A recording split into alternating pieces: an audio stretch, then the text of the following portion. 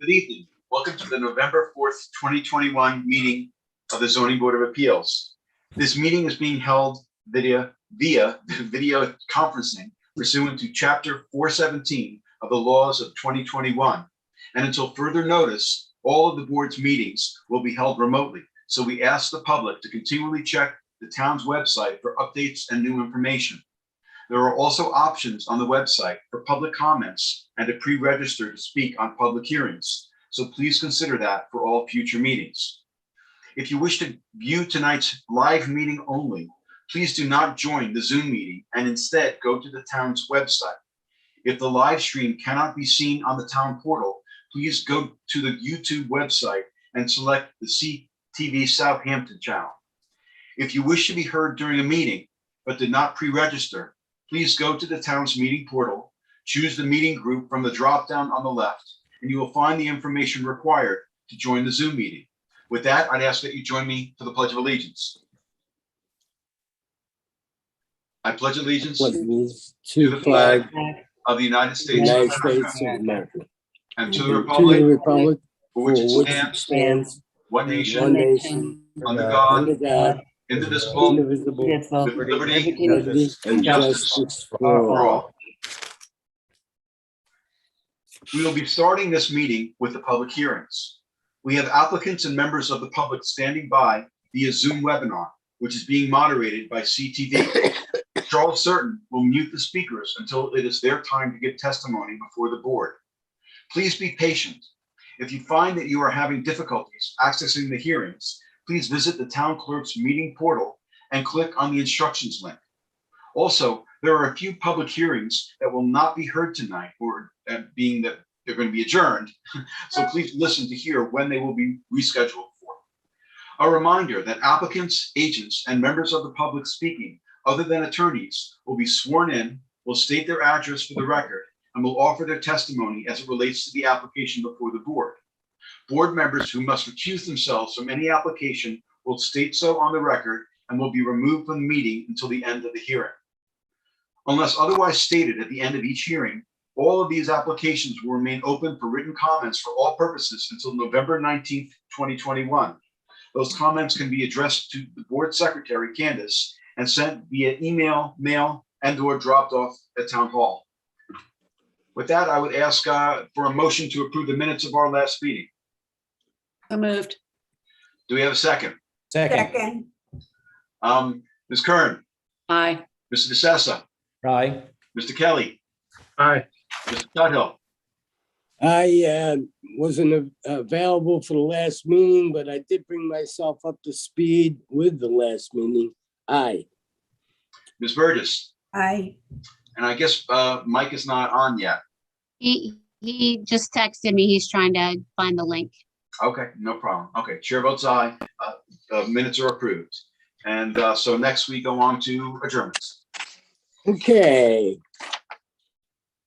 On the agenda, number 4, Sandland Corporation, 585 Middleline Highway in Noyak, Suffolk County Tax Map 900-23-1-1. That's going to be re-advertised for our January 6, 2022 meeting. Okay, it's a re-add, so no vote. Yeah. The next one I have is number 7, which is 94 Dune Road Holding Corp., 94 Dune Road in East Quogue, Suffolk County Tax Map 900-385-1-37.3. I'll move to adjourn that to our January 6, 2022 meeting. Do we have a second? Second. Mr. Tuthill, Aye. Mr. DeSessa, Aye. Mr. Kelly. Aye. Ms. Burgess, Aye. Ms. Kern, Aye. chair votes aye. Okay, number 8 on the agenda, East Quogue, 535 Realty Inc., 535 Montauk Highway in East Quogue, Suffolk County Tax Map 900-341-1-52. I'll move to adjourn that to our December 2nd, 2021 meeting. Second. Mr. Tuthill, Aye. Mr. DeSessa, Aye. Ms. Kern, Aye. Ms. Burgess, Aye. Mr. Kelly, Aye. chair votes aye.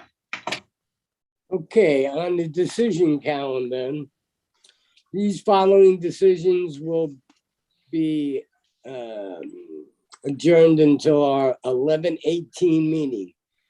It's Richard Doyle, John and Victoria Petrillo, Edward Burke Jr. and Patricia Burke, LPD4 LLC, Nice Real Estate Holding Development Corp., and Scott Schlachter. We have a What's the second. motion? Second. Second. All in favor? Aye. Aye. Aye. Opposed? Okay, then the following decisions will be held over to our December 16th meeting. And that's 95 Inlet Road West LLC and 85 Eastway LLC. That's a motion. All in favor? Aye. Aye. Opposed? Okay, then still on the decision calendar, we have Mia Row. So I would like to make a motion to reopen Mia Row to accept written submissions. Second. Mr. Tudhill, All right, Mr. DeSessa, Aye. Ms. Burgess, Aye. Ms. Kern, Aye. Mr. Kelly, Aye. chair votes aye. Reopen. now I'll move to close it for a determination this evening. Do we have a Second. second? All in Second. favor? Aye. Aye. Opposed? Okay, and then I would like to make a motion to reopen Kurt Selton poll to accept written submissions. Second. Mr. Tudhill, Aye, Mr. DeSessa, Aye. Ms. Kern, Aye. Mr. Kelly, Aye. Ms. Burgess, Aye. chair votes aye. Reopen. now I'll move to close Kurt Stephen poll for a determination this evening. Second. Second. All in favor? Aye. Opposed? All right, that should end that, and then we'll go back to the beginning of the agenda. Number one on the agenda is Gregory Liffin, 28 Lighthouse. Okay, bye. 28 Lighthouse Road, Hampton Bays, Suffolk County Tax Map 900-374-2-8. Applicant requests relief from the following provisions of the town code for the proposed covered wood deck on the south side of the dwelling on a non-conforming lot. 330-115C continuance for a principal minimum side yard setback of 11.5 feet where 13.9 feet is existing, and a principal total side yard setback of 38.5 feet where 40.9 feet is existing. 2, for the proposed upper deck, 330-83A 4 yards to allow a deck that is higher than 1 foot above ground level to be located in the required front yard.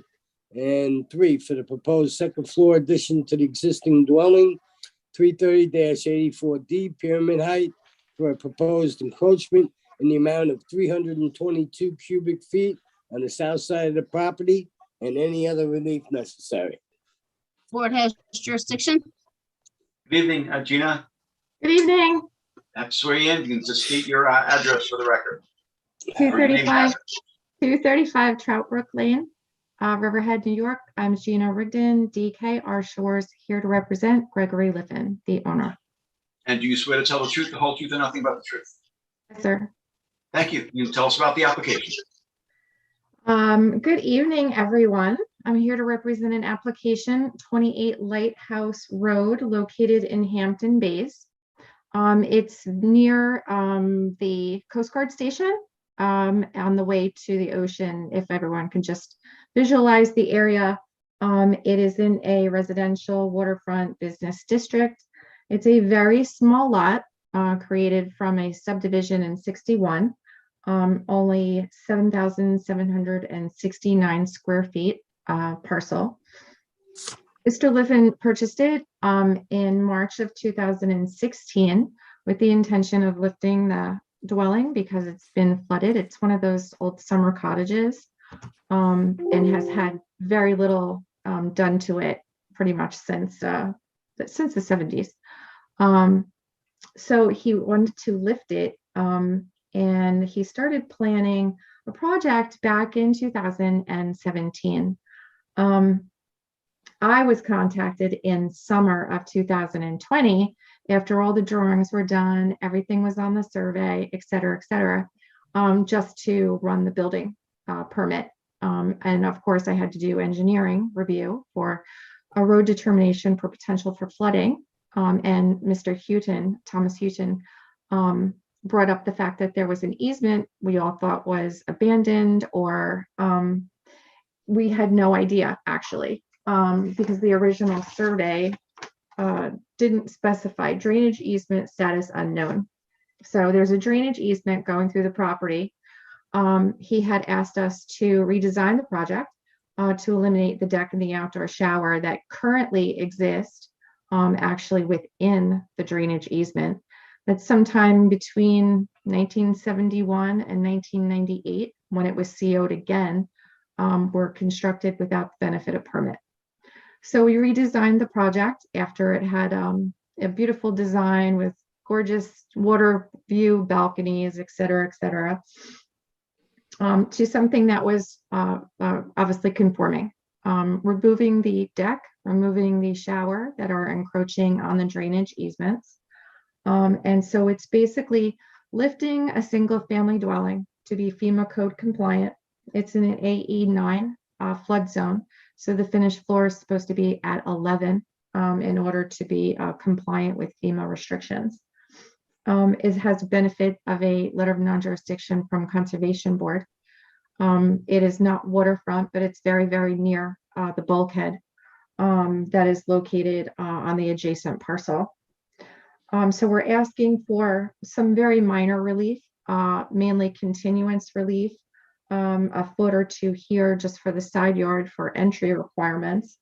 And he planned a very small deck on the roadside instead, just to have some kind of architectural pleasant feel and a view of some way, shape, or form. There's actually a deck there right now.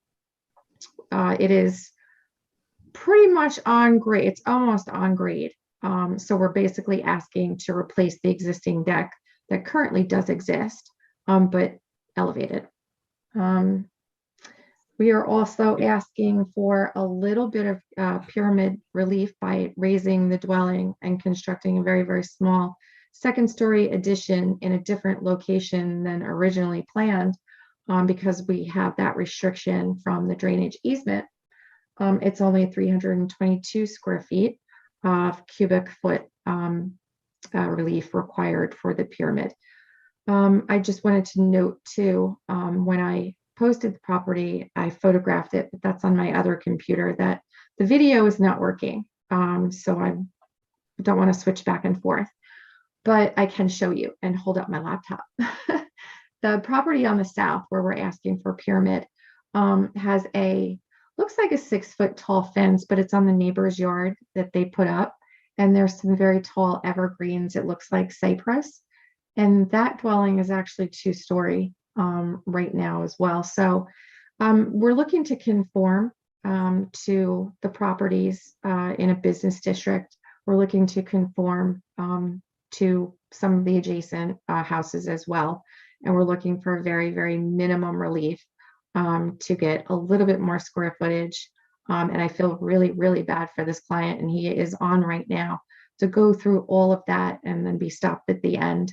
So I've been working for him since a little over a year, almost a year and a half now, working on this. And so now we're before the board asking for, respectfully asking for you to grant very minimal relief for this client, who's a really, really good guy and a upstanding homeowner in the town of Southampton and a business owner as well.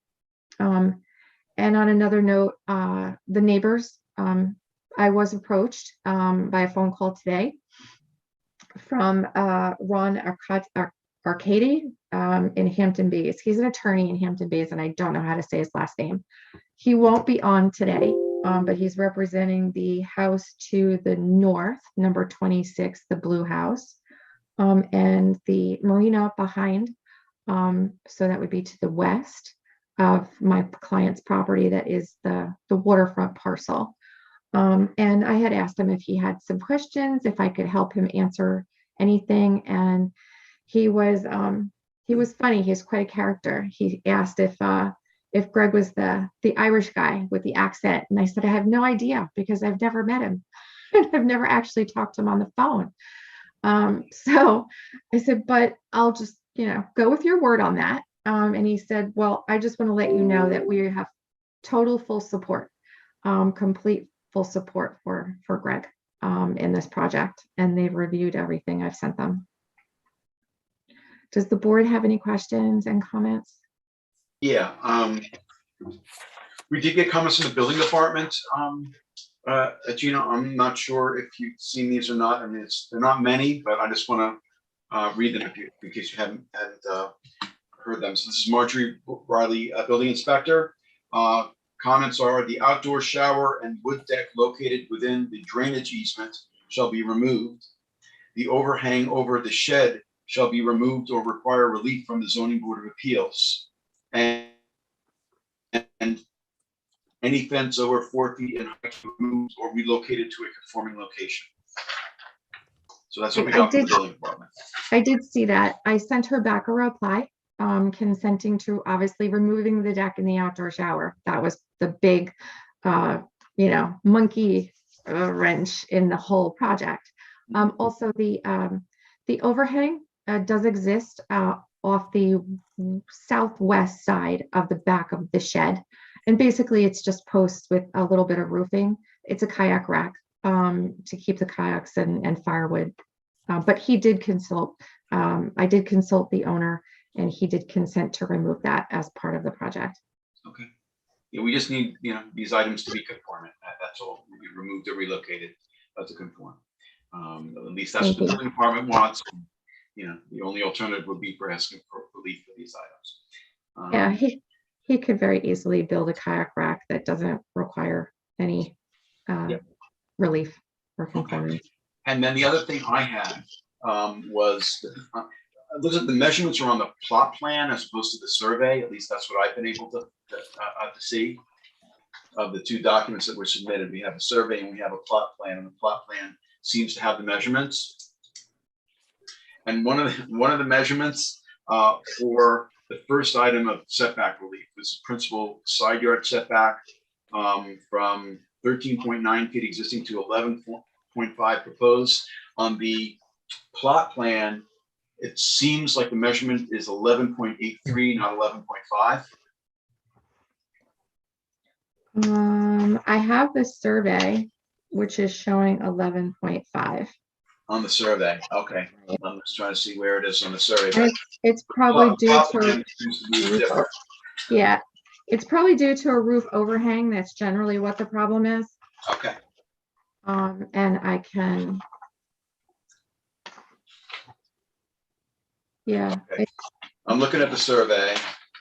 As long as it's there, we're good. It's on the survey. I would trust By the the survey. stairs. It's by the stairs. Yeah, I see it. 11.5. Yeah, Yeah, it's I see it. 11.5. It's Okay, by the good, good. stairs. Yeah, so I just wanted to make sure that was there. So and the plot plan, I guess we'll refer to the survey. Do you want us to refer to the plot plan as well? Because No. if we do, we would need to have the measurements. No, we're referring to the survey for dimensions. Okay. The survey also has to be revised to show that those structures are coming out of the easement. Got it, no problem. And, Well, how do you want me to do, Katie, the actual overhang on the back of the shed isn't on the survey. So do you want me to locate that and then put it as to be removed? The overhang over the shed, Yeah, the back of the shed. It's not on the survey. I mean, yeah. I mean, why isn't it on? Yeah, I'm not sure. Because it doesn't have a footing, it's kind of not really a structure, but I will have. Oh, I them see do what it. you're saying. It's just hang. It's Literally not just on. a hanging roof. Yeah, with two posts. Yeah. Yeah. And Gino, actually, one other thing I'm thinking of, in your presentation, you had mentioned something about structures being built without permits. And I just wanted to make clear on the record that what is before us in terms of the relief that's being requested doesn't include any of the structures built without permits. No, there's nothing Okay. here. Everything has a seal. Okay. Okay. Well, you mentioned something about at some point structures being built without permits on the property. Yeah, that deck, that wood deck that's going right through the easement and the outdoor shower. Okay. The drainage easement is literally right on the corner of the house. Okay. All right. As long as it's all being taken care of. Mhm. That was all I had. Any other questions from members of the board or Katie or? Yeah, I had one more question. Do you know why the drainage easement says status unknown? You know what? I'm not really sure why Gary put it that way because I got from Suffolk County a copy of the easement. And Did you forward it to Gary? Yeah, I mean, yeah, I that's, did. it's It's known. It's I, known. now- I don't think he knew it then, but now he knows it because I got the information for him. Yeah, so So, just have that revised too, because obviously that easement's to the town. right, it belongs to the town. Okay. I mean, otherwise, I think that as these things go, the relief is very modest, very, very modest. So, Well, Greg is here. It looks like he's on. If he'd like to say hi, if you can let him in. that's fine. Great.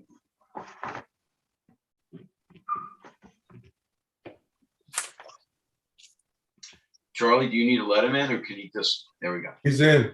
He's in. Okay. Greg, we can. No, there's also a neighbor. Hello? Okay. Can you Hi, hear Greg. me? We can hear you. Hi. We just can't see you. Sorry. Okay. Yeah, it's it was all modest in the first place. Okay, With the good, original. Greg, before you Yes. speak anymore, I need to swear you in. So if you can state your name and address for the record. Gregory Liffin, 28 Lighthouse Road, Hampton Bays. And do you swear to tell the truth, the whole truth, and nothing but the truth? I do. Okay, thanks. Now you can tell us whatever you'd like to tell us. Well, I don't. Gina, she's done such a fantastic job for me with this, along with Kerry, the architect. The original plan was so modest as well. It was really just to stop the house being flooded, every other year, really, it's been. And the addition is literally just so that we can have a laundry because we don't have, it's a 5-person family and, we're full time out here. It's not a holiday home or anything. And, we don't even have a laundry room and a second bathroom. So it's literally just to accommodate that and to stop the house flooding. We weren't aware of the drainage easement because it wasn't on the original survey when I bought the house. So that kind of put the wrench in the works, as Gina said. The new plan just kind of gets everything away from that easement. And that's it, really. It's that's all it is. And on the lean-to on the back of the shed, it's just a metal roof covering a wood store, as Gina said. That's why it's not, it's just a literally, 2 4x4s and a metal roof that's just to keep the wood dry. But that can be completely adjusted on whatever's necessary. More important is the house. Even within the last month, there's been water in the crawl space again with the rain we had the last week. So. Okay. Appreciate your comments. Does anyone have any questions about Greg? Nope. Okay. If not, Greg, thank you for your comments. Thanks. Is there anyone from the public who's waiting to be heard this evening in connection with this application, which is the application of Liffin? I do have a neighbor. You do. And the property is located at 28 Lighthouse Road in Hampton Bays. So anyone who wants to speak, just need to raise your hand. Hi, Carol. We can see you. We can't hear you. You're muted. There we go. Okay, we can hear you now. Okay. So Carol, let's have to swear you in. You can state your name and address. Carol Sullivan, 30A, well, actually 30A and 30B Lighthouse Road, Hampton Bays, New York, 11946. And do you swear to tell the truth, the whole truth, and nothing but the truth? I do. Thank you. Well, you can give us your comments. My comment I wrote, and that is that I have absolutely no objection to anything Greg wants to do. I think that both perhaps my property isn't protected. I think Frank Backus, who's at 30, and I think he's on too, or was trying to get on. He is protected in terms of sight line by the trees that are on his property, and I know he has no objection. So we, as the neighbors to the south, have absolutely no objection to anything this fellow wants to do. Okay, Thank you. all right. Thanks for your comments. Greatly appreciate it. You're very welcome. Is there anyone else who is waiting to be heard on Zoom in connection with the application of Lithin? If you want to speak with us, you can let us know by raising your hand. I see no hands. No hands. Okay. If not, Keith, it's yours. All right, I'm gonna move to close the application, close the hearing, and leaving it open for written submissions to November 19th with a determination on the first 12-2. Go up to. 12/2, for determination on 12/2. Second. Mr. Tudhill, Aye. Mr. DeSessa, Aye. Mr. Daly, Aye. Ms. Burgess, Aye. Ms. Kern, Aye. Mr. Kelly. Aye. Chair votes aye. Thanks so much, Gina. Have a good rest of your night. Thank you, you too. Bye, everyone. Thanks. Bye.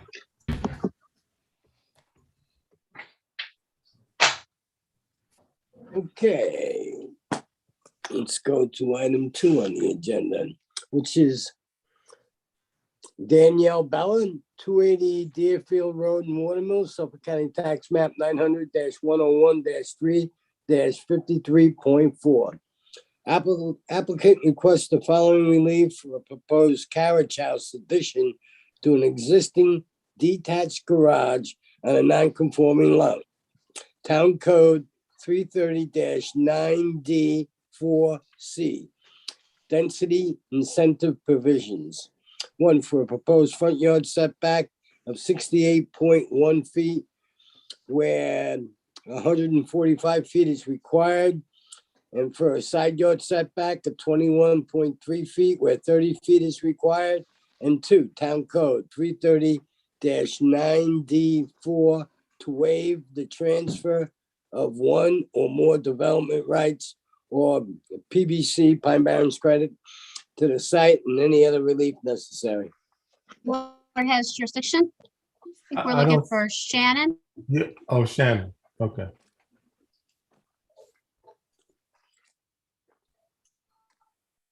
She's coming in. Or no, I'm sorry, is it Susan or Shannon? Yes, that right? it says Susan here, but it's Shannon is coming in. Okay. I hope that's right.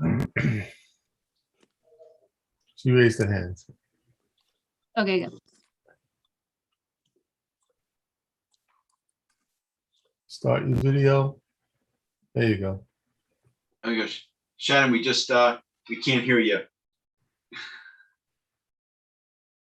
Good evening, board. Good evening, Shannon. I just have to swear you in unless you're an attorney. Yeah, Okay, if you can state your name and address for the record. Shannon McCaffrey, 170 Main Street, Wayne-Scott, New York, 11975. And do you swear to tell the truth, the whole truth, and nothing but the truth? I do. Thank you. You can tell us about the application. Yep. Good evening, board members. I'm Shannon McCaffrey from Dewey's Planning, and we're here this evening discussing a variance application affecting 280 Deerfield Road. The property has a lot size of 61,040 square feet and was subdivided under zone CR40. Could you go a little slower? Sure. Sure. The property currently has a legal 2-story garage. The applicant is requesting a minor variance to allow for an addition and a partial conversion of the garage to a carriage house. The structure meets accessory structure setbacks, but encroaches into the 30-foot setback for a carriage house by 6.9 feet. There's ample room on the property to erect a third structure for a carriage house. However, a third structure would have a larger impact on the property, neighborhood, and environment, and that is not the goal of the applicant, and that is what leads us to request this minor variance. This structure is consistent with the character of the neighborhood, and there is no measurable detriment to the nearby properties, which is why the applicant would like to repurpose the structure. The property lines are heavily screened by evergreens and the screening will remain. Please let me know if the board has any further questions at this time. Have you ever heard from any of the neighbors? I have not, no. Okay. We had a bunch of comments from the building department. This is from Marjorie Riley, building inspector. Have you seen those comments? I have not. Okay. Well, I'm going to read them. I'll try to abbreviate them because they're a little bit long. Okay. Number one, CO number C070296 dated August 28, 2007 was issued for the single family 2-story dwelling with finished basement, alteration, detached garage, porch deck, and swimming pool, and A071079 issued 8/28/2007 for a pool house. 2, in order to confirm the overall height of and pyramid height of the proposed carriage house, survey and elevation shall be revised. They want to make sure that the measurement is done correctly by whoever prepared the pyramid sketch. So it goes into all of that, calculating the natural grade and making sure that that's done correctly. So Marjorie wants to make sure that the pyramid sketch has been calculated correctly, so that we have the correct figure on the pyramid roof. 3, the plan shall be revised to indicate the floor area of the dwelling and the floor area of the carriage house to show compliance with section 339D4F, and the plan shall also be sealed, signed, and dated. 4, the survey shall be revised to show the front yard setback to the principal dwelling. And 5, although not part of this application, 1, the generator located on the north side of the property by the driveway easement shall comply with section 33077G, or relief from the zoning board of appeals is required. And 2, the entry gates and the pillar located by the entrance of Deerfield Road were built without the benefit of a building permit and as such should be legalized. Okay. So So I'm sorry, go ahead. No, we'll have the survey updated to reflect. We'll have the surveyor, we'll schedule the surveyor to go out and calculate the ridge heights and have him add to his survey a pyramid sketch to clear it up and have it licensed by him. And we'll also be able to provide you the floor area calculations signed and sealed by a licensed professional. No problem.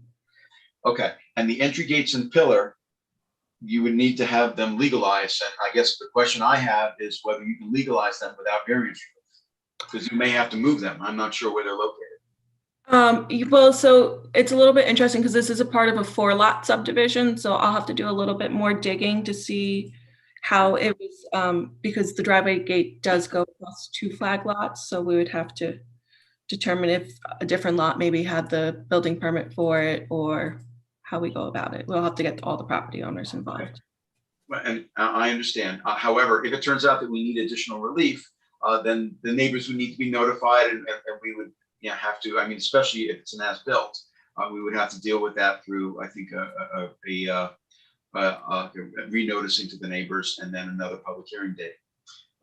So I'm hoping that's not going to be necessary, but I don't know. So we would need to look at that and let us know either way. Yes, we will. Mr. Grossman, Yes. I'm not too thrilled with waiving the TDR or the Pines Barrens credit. Just for the record. What's the argument? What's the argument to waive it? To be truthful, that's not, we didn't originally apply for that. We would be fine applying for a TDR. Okay. So that relief Very good. will be withdrawn. Yeah, because I agree that why would we waive that? And I would not be in favor of just saying yes, no. Right. Okay. All right. Any other questions, members of the board or Katie? I don't have a question. I do think they should come back because of the nature of all those comments from the building department. Absolutely. Because there's just a lot. And I also, I wanted to, I'm sorry, I just realized this today, but I also just want to, when they're revising their plans, I do want to talk to Marge too about the lot area for this. Because initially I just thought maybe they also needed lot area for the carriage house. Candace explained to me that this was part of a subdivision. So maybe I'm wrong. I just want to confirm the lot area. Okay. Okay. Could I just Yeah, ask, I was at the, excuse me, go ahead. Go ahead, Shannon. I just want to know everyone else's opinion on the conversion of the garage to a carriage house and where they stand on that. Well, I was at the property and, you know, the garage is already it's on the driveway as you see coming in. It is close to closer to the property line than it should be already. I see where the expansion is proposed.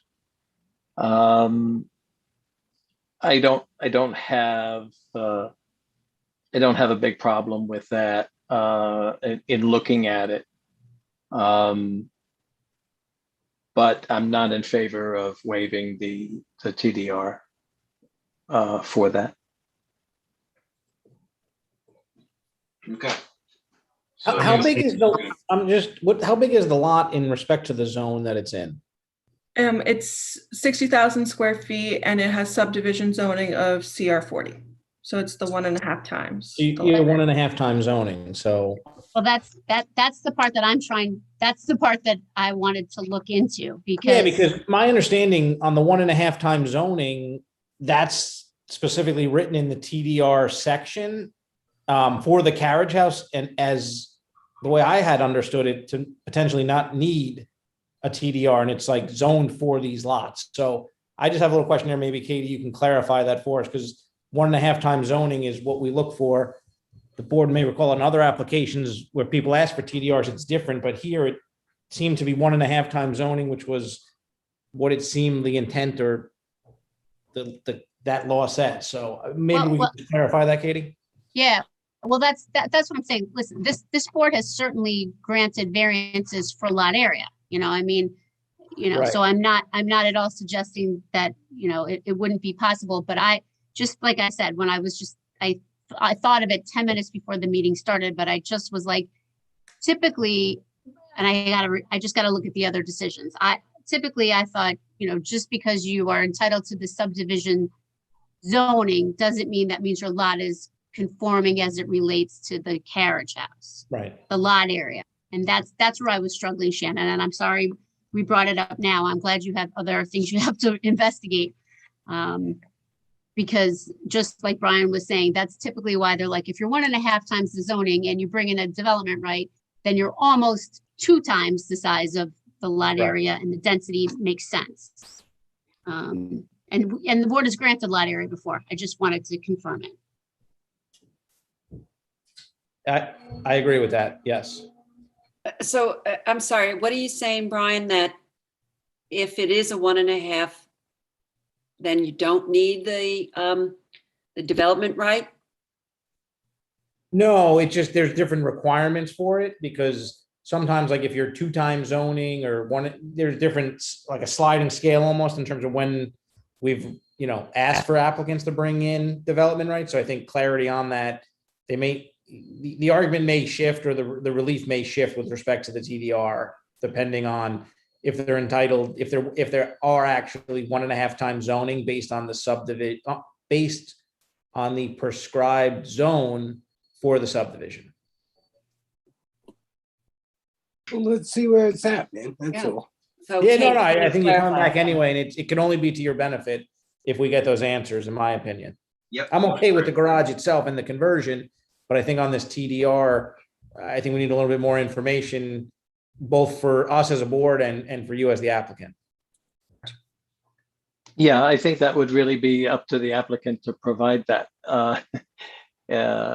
information if that's what they were going to request. So, Well, Shannon has said she doesn't have a problem bringing in the development Yeah. right. I think it's more just for the boards, for our analysis and to be consistent. Correct, as to what we've done previously. Okay. okay. Any other questions or comments from members of the board? Is there anyone from the public who's waiting to be heard this evening on Zoom in connection with the application of Beller, This is for property located at 280 Deerfield Road in Watermill. If you're waiting to be heard on Zoom, this would be the time to let us know by raising your hand. I see no hands. Okay. If not, Mike, it's yours. So Shannon, perhaps we can get you these comments that, because they're fairly lengthy, from the building department, and you may need at least a couple of weeks to, when do you think you'd like to come back? Our next meeting is going to be November 18th. Do we have room on that meeting? November 18th. Is one question, and the other question is do you feel you can get all of these questions answered in time to be back here for the 18th? If I need to Or would schedule you? survey Yeah. field, I would want to push it off. What's the next meeting after the November? December 2nd of 2nd. December. Let's go for the 2nd of December. I think we should be able to have everything by then. I think that's smart. Yeah. Okay. So we will keep this open for all purposes and see you back here on December 2nd. Second. Much. Have a great evening. All right. Thanks, you too. Mr. Daly, Aye. Mr. Tuthill, Aye. Ms. Burgess, Aye. Ms. Kern, Aye. Mr. Kelly, Aye. Mr. DeSessa. Aye. Chair votes aye. Have a good rest of your night, Shannon. Thanks so much. Goodbye. Item 3 on the agenda is PJT Realty Management LLC, 21 Spring Lane in Noyak, Suffolk County Tax Map 900-6-2-43.2. Applicant requests relief from Town Code 330-77D, placement of accessory building structure and uses in residence districts for a proposed rear yard lot coverage of 33.2%, where 20% is required for a proposed swimming pool and the expansion of an elevated wood deck on a non-conforming lot and any other relief necessary. Or has jurisdiction? Evening, Kim. Hi, good evening, Kimberly Judd, 737 Roanoke Avenue, Riverhead, New York, for the applicant. I think my client might be on. I don't know if they labeled on the Zoom PJT Realty or their last name too, TEW. But if you see that, if you could let him or her in, that would be great. So this is a property Coming that's, now. I'm sorry. Coming now. Okay, thank you. So this is a property that's less than 7,000 square feet, and it's located in the R20 zoning district. This, and if you looked at the aerial, you can see it's oddly configured. It was formed as a result of a zoning board of appeals variance back in 1974. And coincidentally, there's about 4 or 5 other properties on Spring Lane that were created this way by a variance. And back in the 70s, you didn't need to go to planning board to subdivide. You could do it by zoning board until 1981, and that's when you had to apply for subdivision approval. So my client, even though you look at the deed and it's dated 2018, my client, the managing member of PJD Realty is Patrick TEW, and he bought this property from his mom. His mom owned the property since 1986. So my client grew up on this property in this house. And back in 2018, he did purchase it from her. I think what happened here was that this lot, if you look at the aerial, was part of the adjacent lot to the east, and that it was granted a variance in 1974 to build a house on a private road, and that's how this lot was formed. What my client is seeking to do is and it has a CO, the house and the deck on the property have a CO dated 1976, and there's a certificate of compliance for 2018 for a deck railing. So the property is improved with the 1-family dwelling and a wood deck, and the wood deck you can see is in the back of the house. What my client is looking to do is to construct a 10 by 23 in-ground swimming pool within a portion of the existing deck and to extend the wood deck 8 feet back. And the proposed rear yard of the wood deck would be 10.3 feet. So the deck and the pool would conform to distance to lot line regulations. So we don't need any variances for that. But what we do need a variance for is required rear yard lot coverage.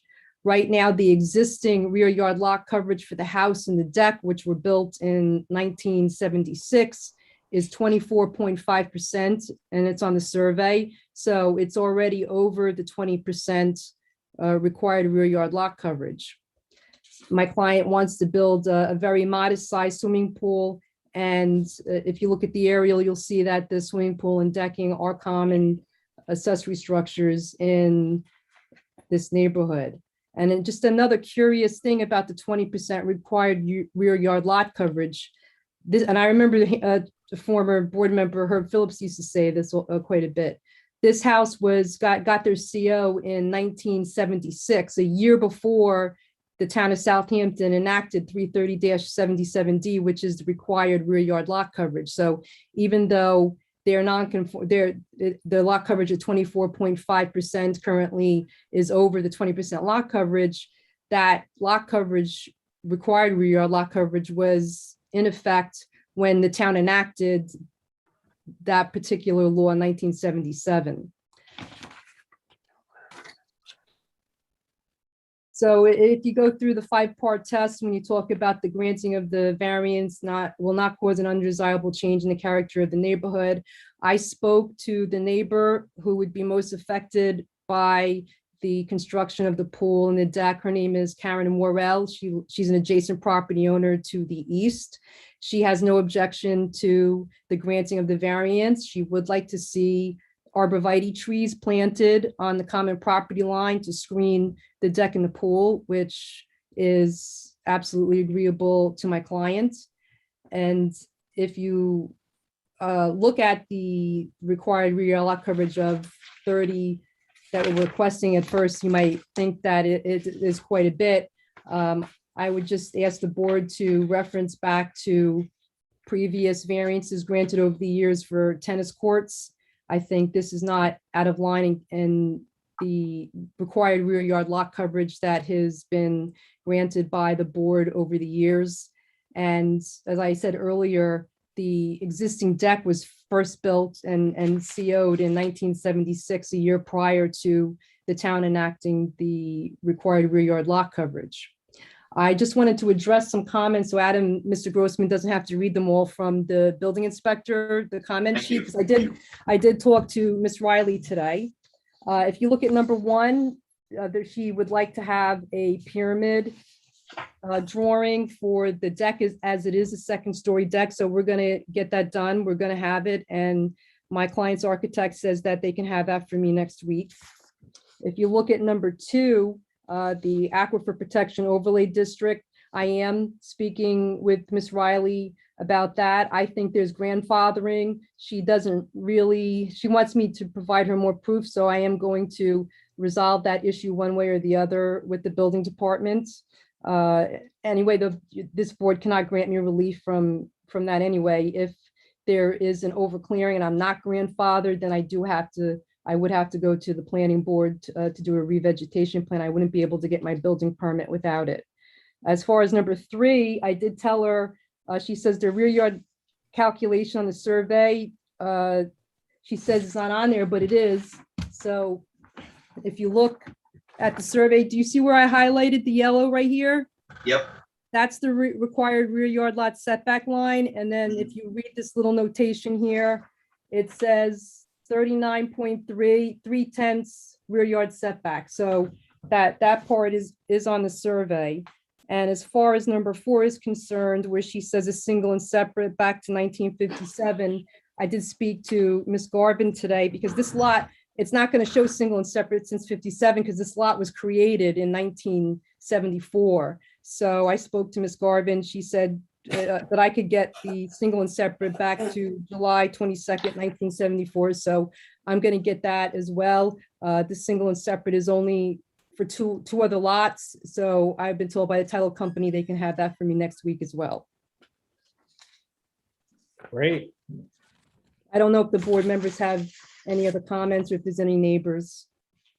Well, my initial comment, and I want to get a sense of this from other members of this board, is the percentage on the rear yard lot coverage is proposed at 33.2. We typically will grant rear yard lot coverage relief to 25%, 27%, but going over 30 is very unusual for us. And so I wanted to get a sense as to whether other members of the board are concerned about that. I hear what the chairman is saying, and I know we have on occasion gone over that, and it's all application specific, and I think this is reasonable here, so I am not opposed to that number. I'm comfortable with it too, especially since they're sitting at 24% now, pre-existing. And just looking at the pool, you know, the 10-foot wide is about as small a pool as I've seen. So especially with the easterly and northerly neighbor that wraps around Miss Morel, if she has no objection, then I would be comfortable with it. I have no problems, except have you considered trying to draw it back closer to the house to cut back somewhat on the? Can you say that again? Oh, we could do it, but it wouldn't affect it, because if you look at the I see. pool, that line is so far back that we would have to, in order to get out of that required rear I yard lot see. coverage. In other we would words, have- yeah, it wouldn't affect it. Yeah, sorry. I agree. We with thought about that. Yeah, okay. Because I see the rear lot setback line, yeah. Yeah. Okay. So I I mean, might, yeah, go ahead, Keith. I myself, I'm okay with it. Let's just make sure that there's a condition in the decision, if the board is so inclined to grant the relief, that, you know, the screenings on the shared property line, as was spoken about. Okay. Okay. So, and I'm good with it as well.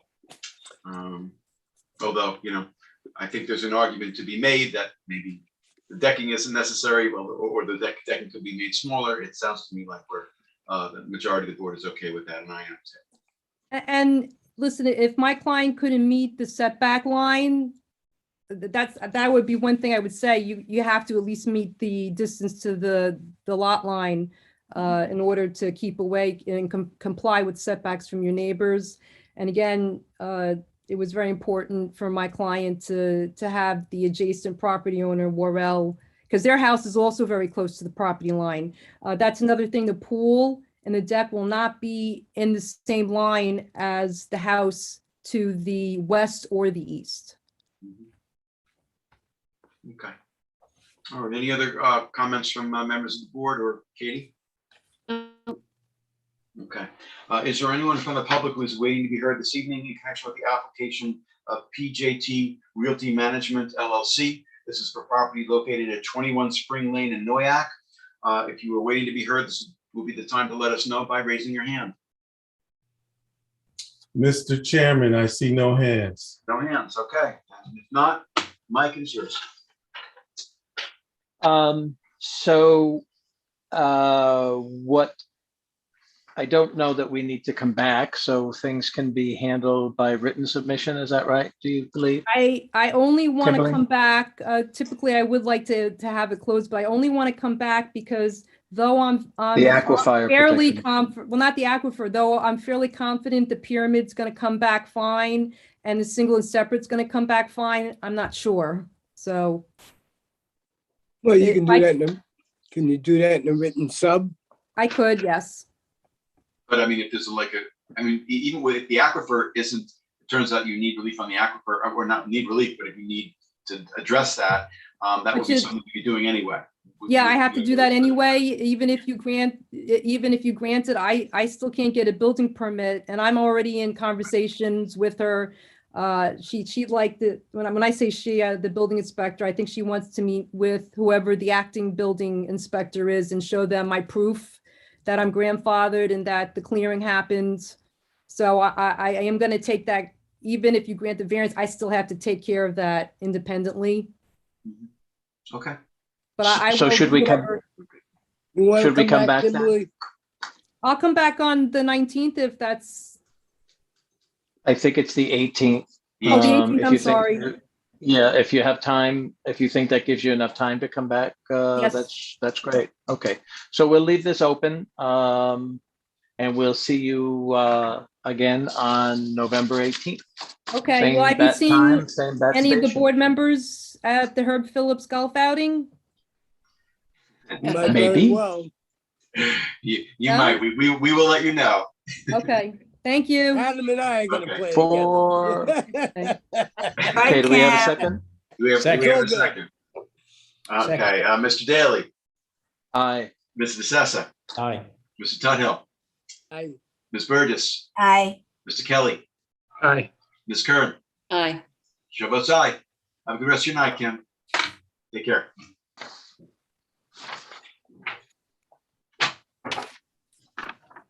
Item 5 on the agenda is East End Homes Management, Inc., 12 Bayview Lane in Flanders, Suffolk County Tax Map 900-146-1-34.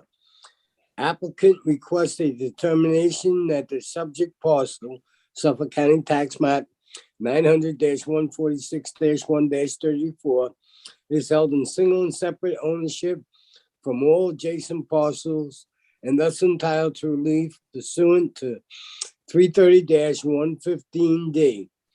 In addition, applicant requests relief from the following provisions of the town code for a proposed dwelling on a non-conforming lot. 330-11, residence district stable of dimensional regulations for a principal front yard setback of 29 feet where 40 feet is required, and 330-84D pyramid height for a proposed encroachment in the amount of 4,081.15 cubic feet north side. The north side, the breakdown is the north side is 3426.45 cubic feet, and the south side is 654.7 cubic feet, and any other relief necessary. Board has jurisdiction.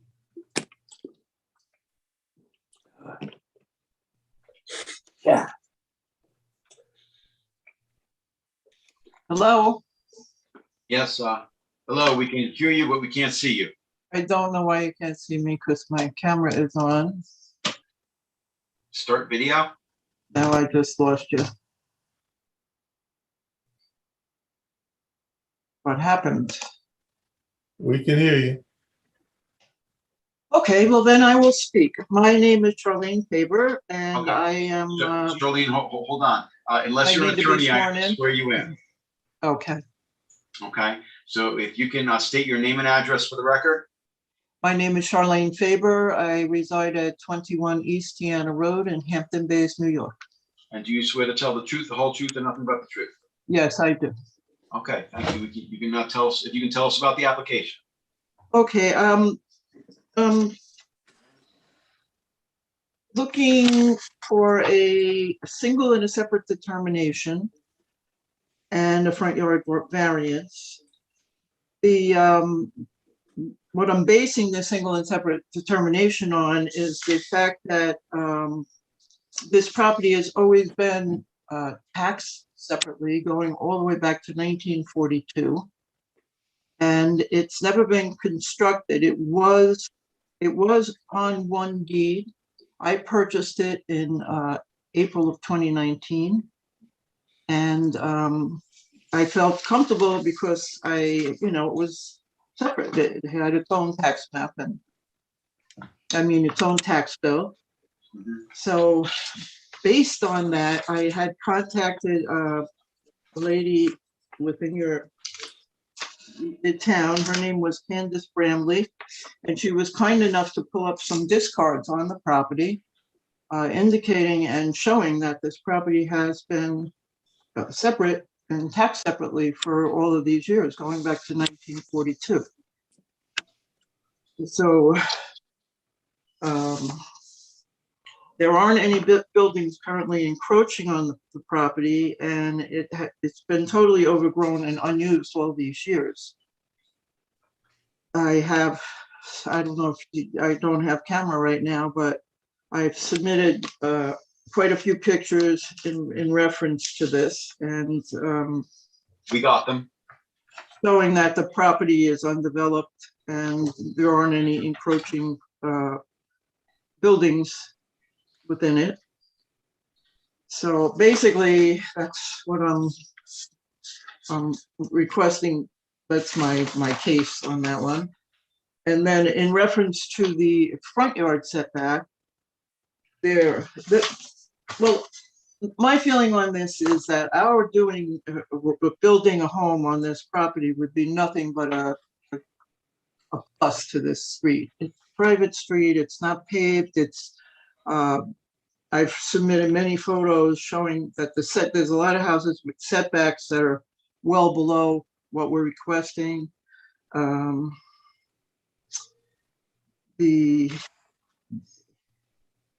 You could see I put in some of the ones I didn't have the measurements for, but you can see clearly they're not at 30 feet.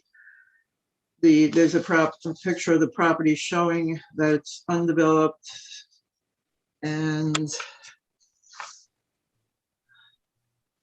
what else? What else can I tell you?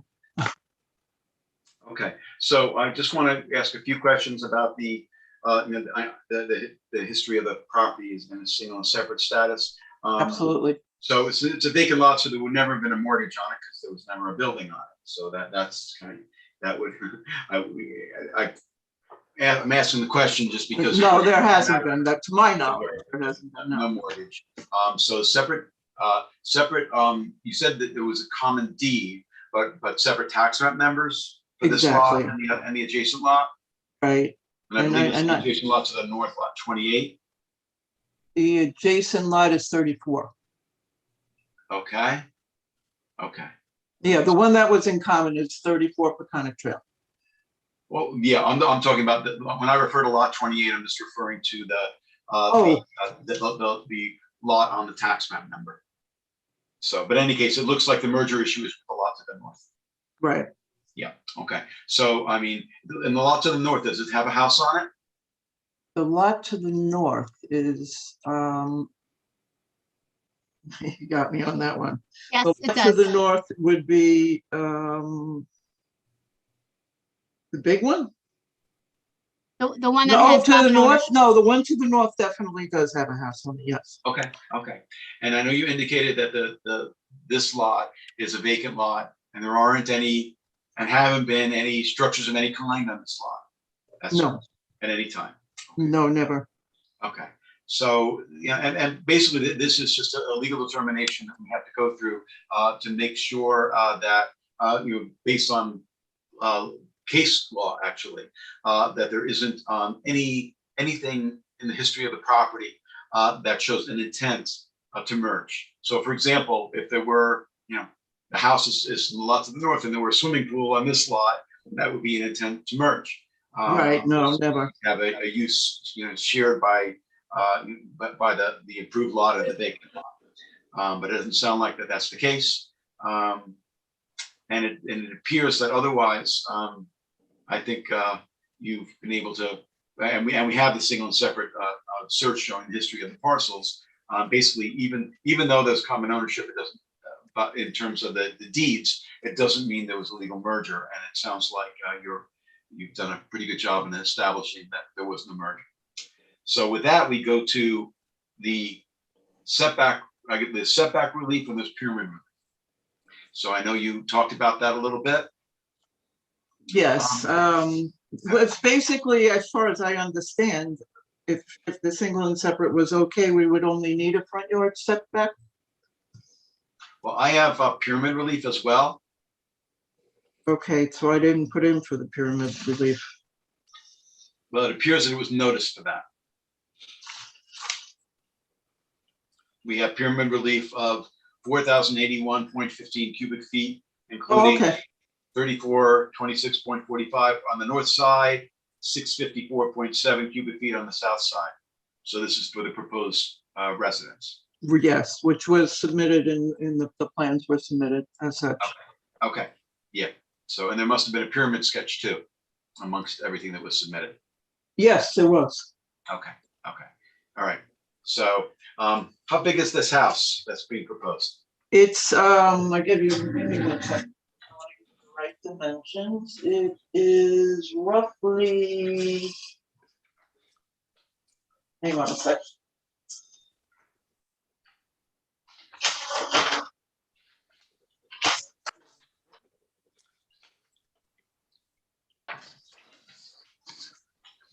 Brian, can you figure that out or what? You see it somewhere? I'm Looking. I'm looking.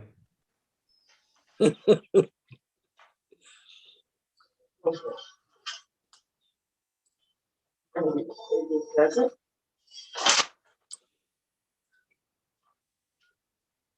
It's here. I just want to make sure it's a modest sized house, which I'm sure it is. Yeah, well, it is. It's like 20 something by 40 something, but I just want to give you the exact number. I can't remember exactly. Okay. Do you know how many It's, bedrooms the house is gonna have? It is a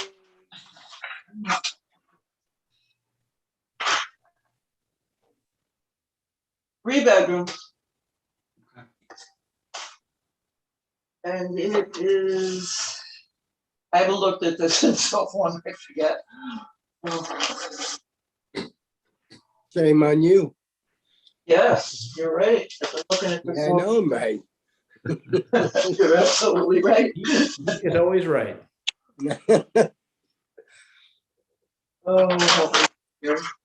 Oh, you know what? It's right on my survey. Why don't I just look at the survey? It's so easy. It's 39.8 by 24. And the 32, well, the house is 32.8 by 24, and then the porch is 7 foot. Yeah.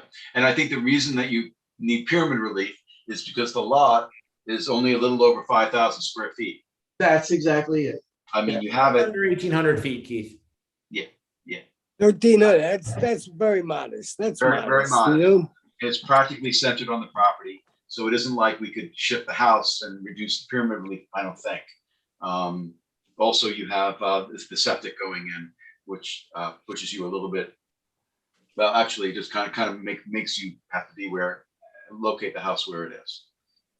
So, okay. That was all I had. We did have comments from the building department. Okay. All right, so I just want to read those and make sure that we cover them. So this is from Marjorie Riley, building inspector. And here's what we have. In order to confirm compliance, the plan's elevation shall be taken from all points, and the survey shall be revised in accordance with the chief building inspector's method of determining both the overall height of a building and structure and the method of delineating the sky plane pyramid height for each lot line. So Marjorie just wants to make sure that the pyramid sketch has been done correctly. So if you can follow up with her about that. If you haven't, Yeah, can I get that in writing so I can give it to my guys? They know exactly what you want. Well, it is in the building department comments. You can Oh, okay. contact them tomorrow. You can. Yeah. Okay. Yeah. That's good. Okay. And then number 2, the setbacks on the plans and on the survey shall coincide with each other in order to determine the exact amount of pyramid encroachment on the south side of the property. Coincide, they're not coinciding. The survey says 10 and 15.5 and, all right. That's on the south side of the property, okay. Yeah, so basically that's it. And so just if you can reach out to Marjorie and get those 2 issues resolved. That was all we had from the building department. Great. Which is better than another application we had earlier with a whole lot of items. Yes, I saw that. Yeah. Okay. Any questions of members of the board or Katie? Nope. Okay. Can Is I there ask any- a question, Sure. Brian? Adam, I'm sorry. What is the height of the floors? How high is the first floor? How high is the second floor? How high is the first floor and the second floor? Okay. Oh, you mean the total height? Okay. Yeah. Yeah. It looks like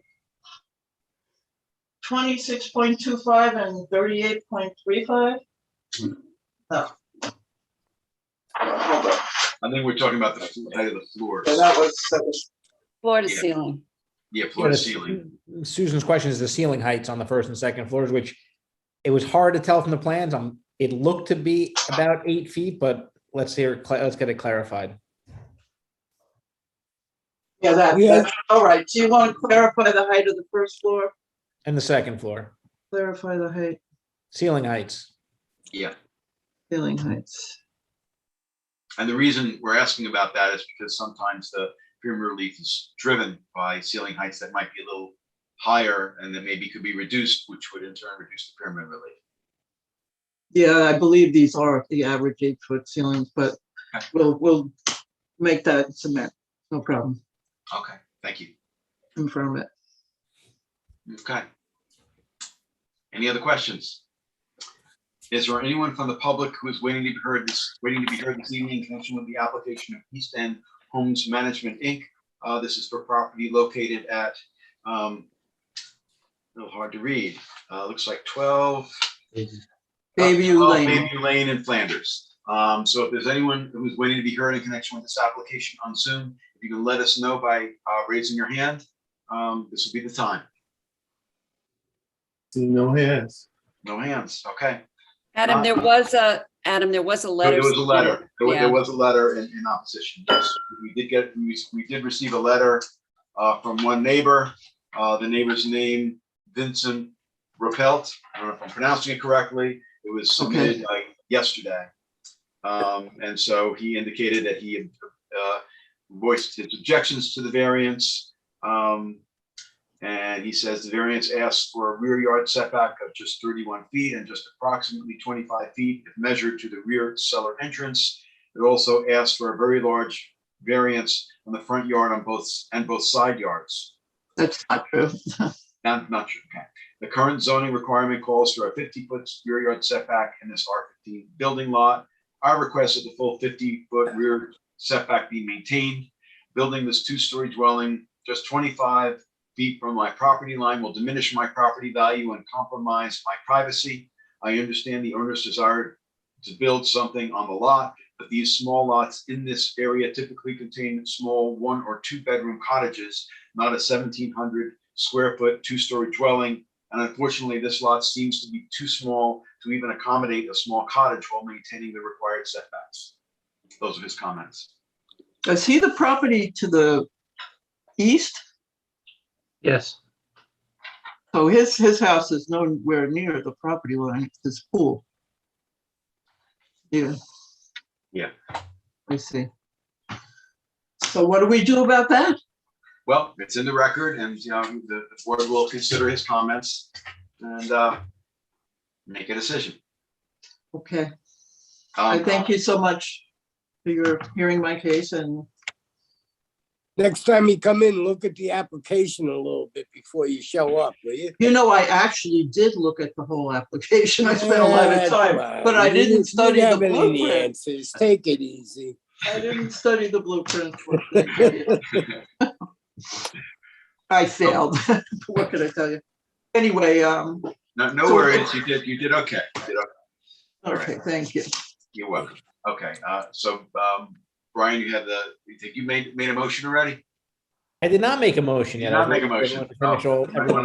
So, do we want to have those answers provided in written subs or come back on the next meeting?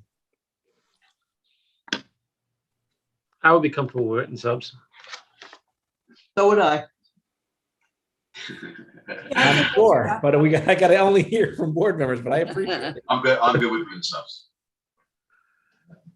And is there one more?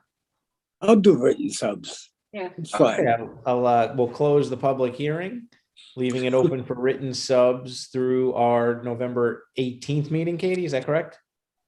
18. Yes. 19. 19. With a decision thereafter to follow. 12-2. 12-2 for decision. 12-2. Okay, very good.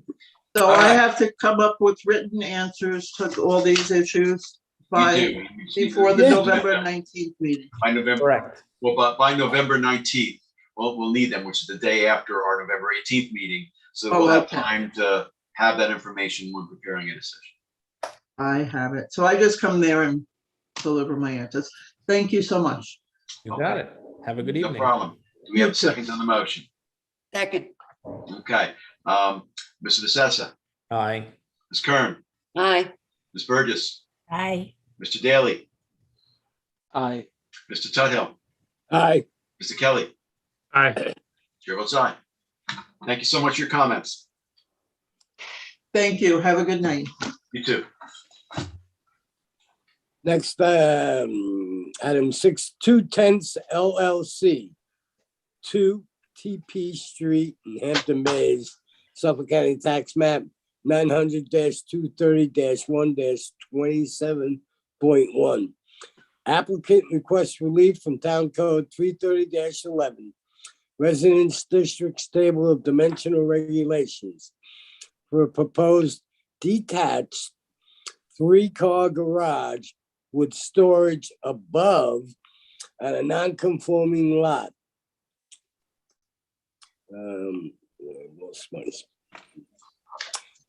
One from the northerly property line, Sagamore Road, a proposed front yard setback of 40 feet where 60 feet is required. And from the easterly property line, TP Street, a proposed front yard setback of 31 feet where 60 feet is required. In addition, a determination is required as to whether or not the proposed detached 3-car garage is a subordinate or incidental building pursuant to Town Code 330-5 definitions because of its size in proportion to the main dwelling and its use and any other relief necessary. Board has jurisdiction. Evening, Wayne. Good evening, board members. Wayne Bruin, O'Shea, Marcinson and Bruin, Southampton, New York, on behalf of 210 LLC. With us tonight is my associate, John Borquin, who may assist if we need to share some documents. One of my clients, Mr. Gardner, may be here. If not, it's okay, but if he is, you could let him in, please. Just a little housekeeping first. I just want to point out that we noticed on the your agenda, the relief that was just read is not 100% accurate in that it indicates that we're requesting relief from 330-11 Residence District Table of Dimensional Regulations, when in fact our application is for relief from 330-34, which is the business table of dimensional regulations, because this property is located in the RWB zone. So this and all the entire property, as you may recall, Sagamore Street, TP, Wigwam, and Pawnee, all are parts of a subdivision from 100 years ago, the Jackson subdivision.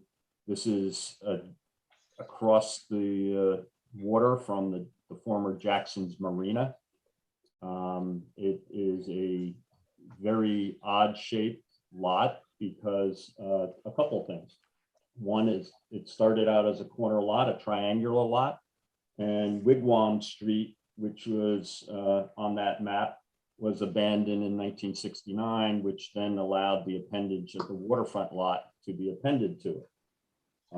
So we have this weird shaped lot that fronts on Abe's Cove waterfront, which is bulkheaded, has a single family dwelling built in 1969.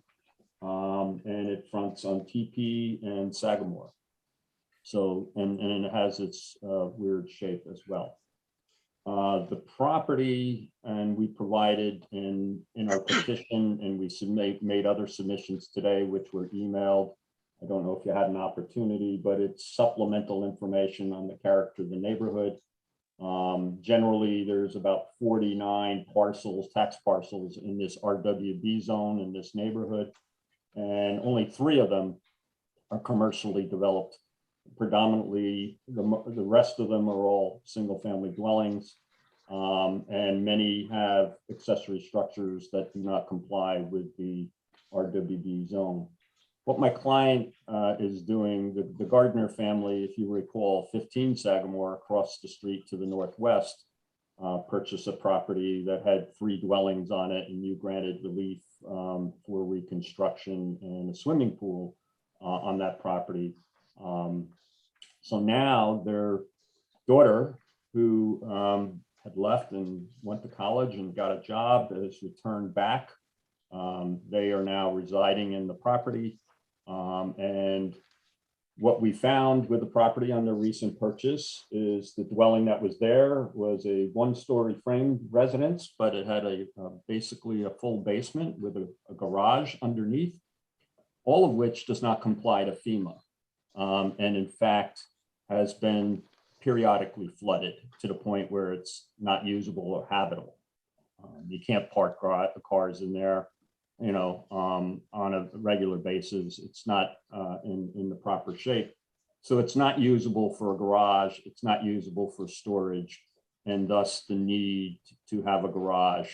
And then the task was, where do you put the garage on this property?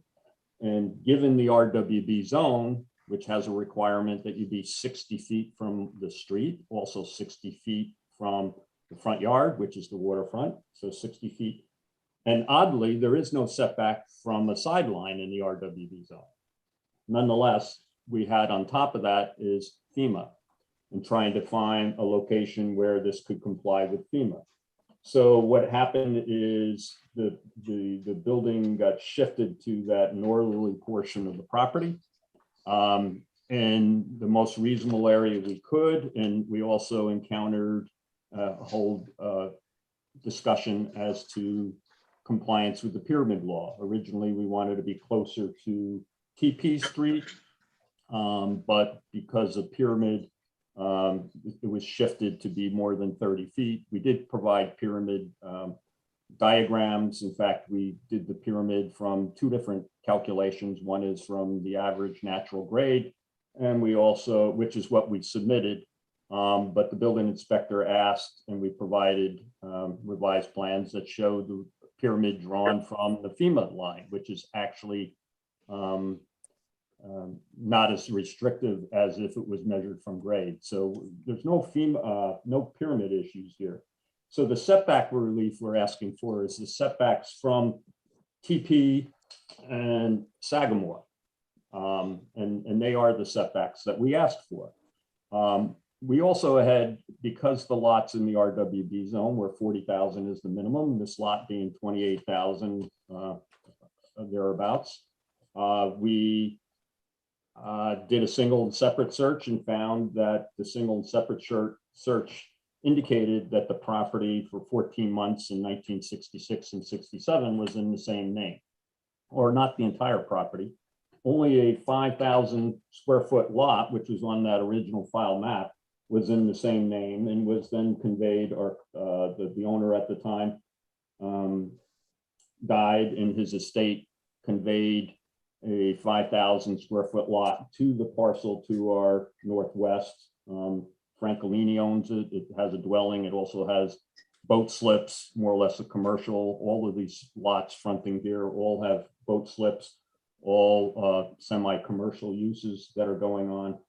And the one thing that we didn't realize, and we didn't put it in our petition when we first made it, single and separate only would apply as if it made it non-conforming. One of the things we found since we made the application, that in the 1960s, the zoning was the MTL, motel zone.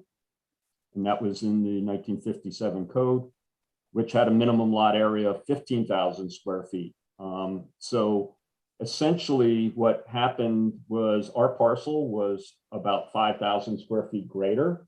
And that little 5,000 square foot lot was conveyed to that adjoining lot in 1967, and actually made that lot conforming to that then MTL zone, and made that lot basically 17,000 square foot lot. So there was actually a transfer in the 60s that made the northerly lot conforming, and the lot that we had was still conforming. So I think that should just go furthermore to the interpretation that there's no issues here with the single and separate of this property, because in fact, that was a transfer that could occur because it did comply to zoning.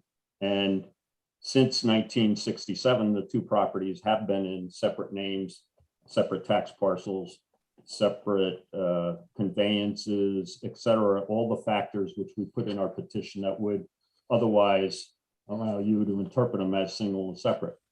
Nonetheless, there's no relief that we can obtain here by being single and separate. There's no relief towards the street setback under 330, 115D that we're seeking, the separate setbacks from the street that are required here for this corner lot for our garage. The other issue in the notice, which was not addressed, we did get on October 13th comments from the building inspector, and I can sort of address those, some of which have been on submissions, others are on a survey we're still waiting for, and we can submit for the record. But the notice indicated there is an issue about the size of the garage, which was never raised with the building inspector with us in that October comment or any time since we made the submission. But I just want to comment that we can provide the board with calculations with respect to that. The existing dwelling on the first floor has 1,786 square feet. The basement garage has 1,221 square feet, a total of 3,007. The garage is a footprint of 864 square feet. There is a second floor total dry storage, 640 square feet. If you measure just the 864, which is the garage area, it is a number of 48% of the existing dwelling. If you only measure the first floor, but it becomes much less if you take the total. But again, what is happening is that house is non-conforming. The basement is periodic flooded now, particularly was flooded during Sandy, and it's not usable. In the future, this house, the intent of the client is to do something to fix this and make it conforming. It may be he will have to raise the house to make it FEMA compliant, in which case there'll be no basement, there'll be no garage on that property at all. It would have to be on piles. So that would be a future construction. As far as the size of the garage, it's a simple 2 to 3 car garage. They also have a small boat. They want to store that inside during the winter as well. That's the Store it at the marina. Excuse me? Said store it at the marina. We're gonna build 3-car garages so you can store a boat in it. No, that is the other option they have here for that, but they do have 2 cars. We can go to a marina. There's plenty of marinas in Hampton Bays. A lot of boat storage all over the place. Okay. I'm just telling you their rationale for the garage. I hear it.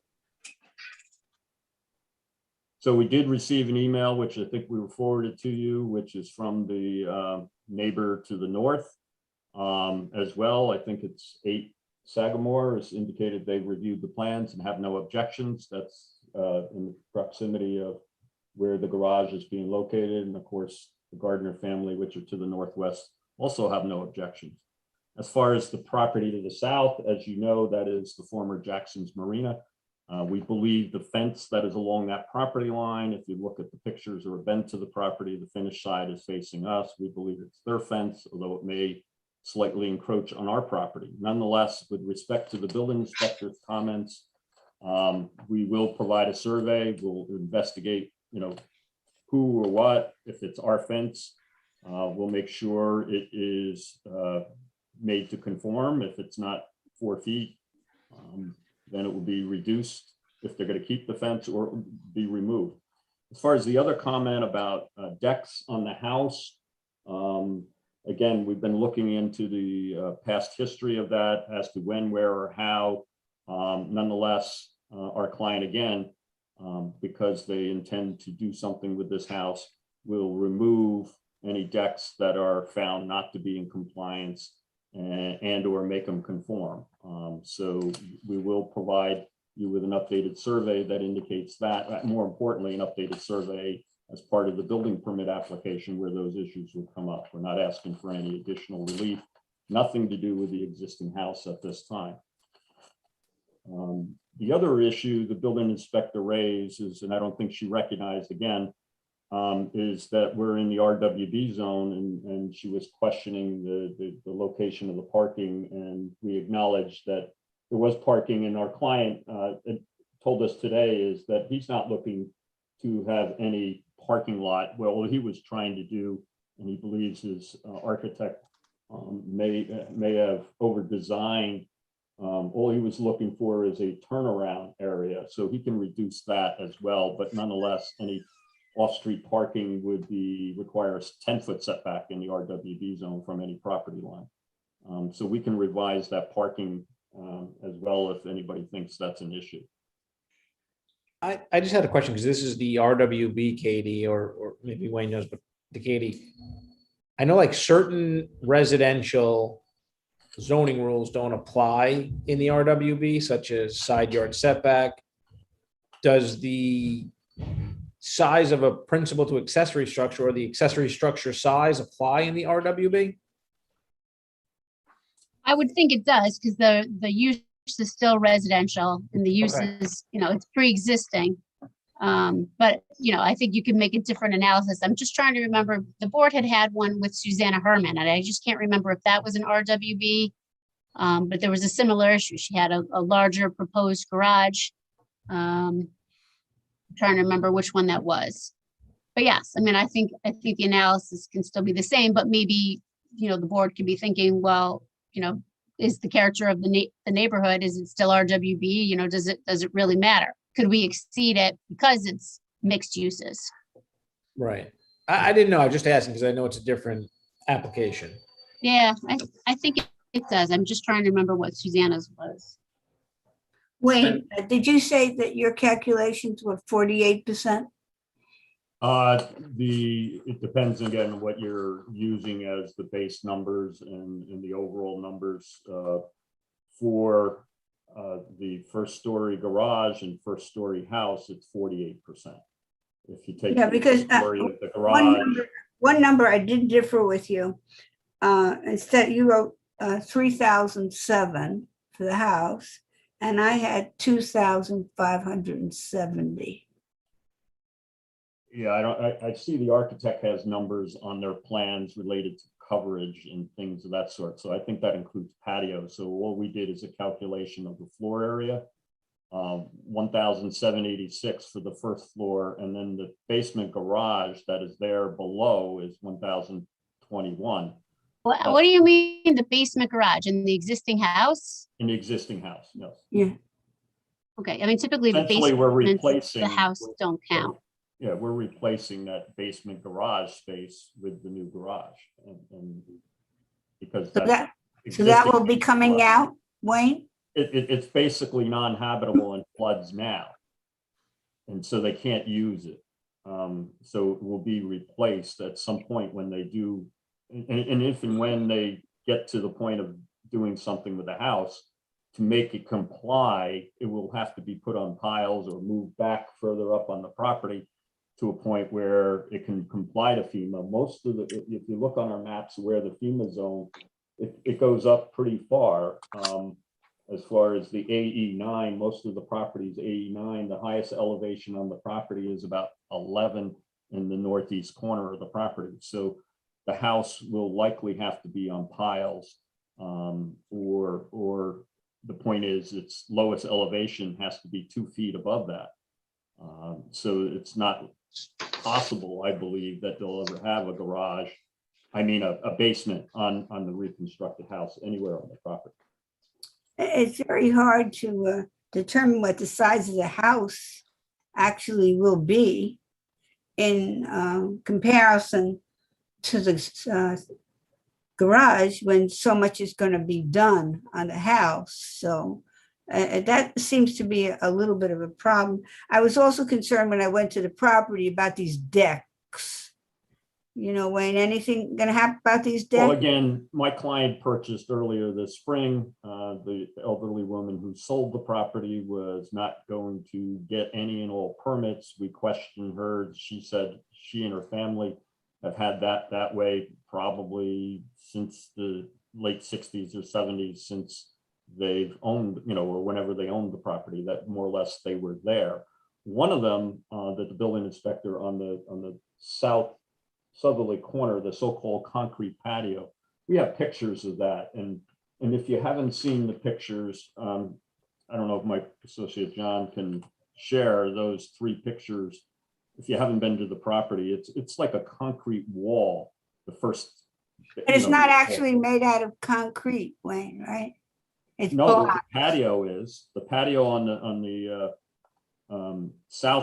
I'm talking about the wall, that big wall that goes around. Yes, that is concrete block, cinder block. Cinder block. Yeah.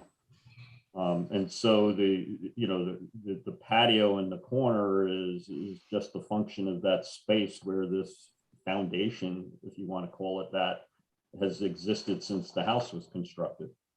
So admittedly, the deck, it's interesting, there's a door on that northwesterly corner, and that deck that comes out is there, and they've said it's been there since, you know, for 30, 40 years or whatever it is.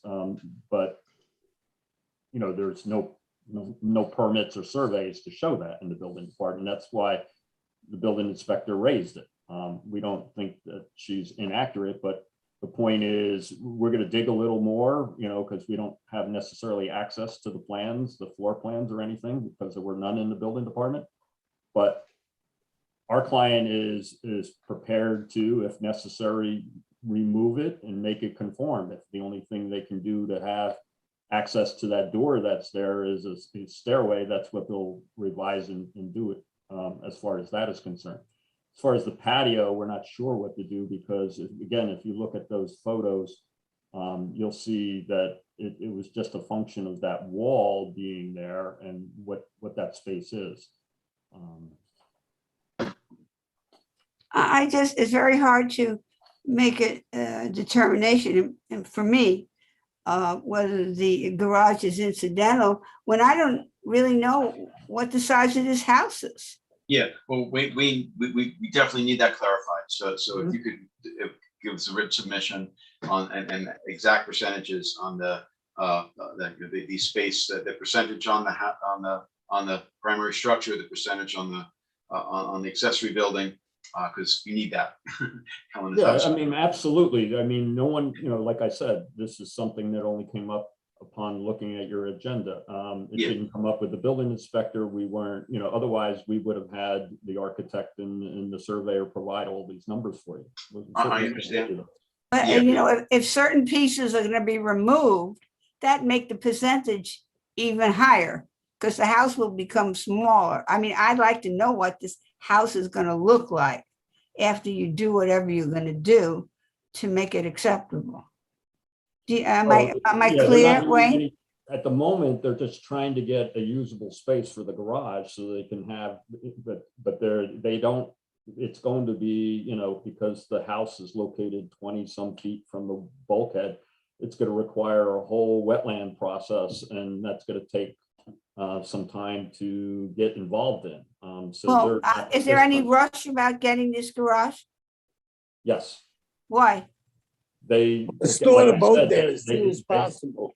Not the boat. They want to store their cars. They can't really use the garage that's underneath the house now, or the storage space, without a threat of flooding. Do you need a wetlands permit? For the garage, there's a Yes. question already. You know, the DEC's indicated it's non-jurisdiction. Marty is questioning the bulkhead that is on Mr. Francolini's property, thus putting in question our bulkhead and whether or not a wetland permit is. And there is actually an application pending before them on that. Okay, so we can't act until you have that either. Okay. Well, Yeah. Looks like you have a lot of work to do, Wayne. We like to keep you busy. Yes. Yeah. Wayne, I just wanted to go back to your very beginning of your presentation, which was about the notice that went out. So the error was in the wrong section of the town code. It should have been, it says 33011, it should have been 33034, I believe. Correct. I just want to make sure that everything else is correct in terms of the notice, in terms of the relief that's being requested, the figures on that. Well, yes, except for the last line where it says, in addition, a determination required whether or not, the garage is subordinate was not any part of our application. That No, I understand, but that was put in. That was put in. So, okay, so other than that, I just wanted to make sure, because as far as the neighbors go, I mean, I just want to make sure that they got the information on what this application is about, other than the fact that the town code section was. Yes, we have talked to Mr. Francolini, who's the owner of the property, the sort of dwelling boatyard that is right next to us. We have talked to the neighbors all to the north, which is Gardner and their neighbor there, as well as the one that provided an email. We haven't heard from Mr. Meyer, and nobody else has called or commented on any of it. So, okay. And I want to say, Wayne, I do agree with Mr. Tuttle about the necessity about when you're right there on the water and you have all the space. Again, why this boat, this person's boat would go in that 3-door garage. I don't get that. It was only an additional thing. Believe me, it's they have 3 cars and they want to put 3 cars in a garage. They also want the storage space because they have no place in this existing dwelling to store anything, because they can't rely on that basement being used because it gets flooded.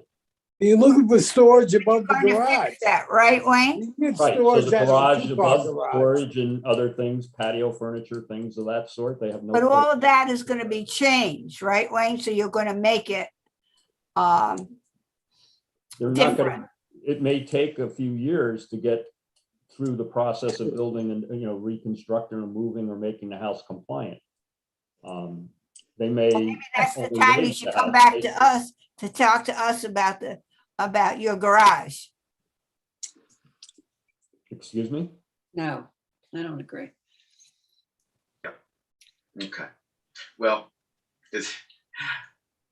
in order to get anything through our board, yes or no, there has to be 4 votes, and I think Wayne's being hit with a lot of information. But a lot of the discussion actually is very helpful for all of us to think about. But no, Wayne, you've got a lot of follow-up to do on this one, and it sounds like it sounds like we're going to have to continue it under the circumstances. Let us keep it open. Katie, you agree? Yes, Yes. definitely. Yeah, I'm fine with that. I mean, definitely we want to be able to address the size issue. As you know, there is nothing in the code. It's just been mere interpretations by this board on a case-by-case basis as to whether or not an accessory structure is actually, accessory. Yes. So there is no size requirement in the code. So, correct. So it's basically, if it's anything over 25%, it goes to us for an interpretation. That is, if the accessory structure is more than 25% of the size of the primary structure, then that's that's been an interpretation and policy of the board. That policy. It's not in the code, right? Not in the code. And Wayne, there is a possibility that some other members of the board, perhaps Mr. Tuttle, who doesn't live too far from the space, might want to come make a visit. Absolutely. And anybody else? I actually recommend. Grossman, who lives close, that so they can might see. want to make a visit to see all the problems that you have in this application. Sure, absolutely. I Adam, Adam, can I ask a question? Does this need to be re-advertised because of the change of the section in the code? Well, you know, No.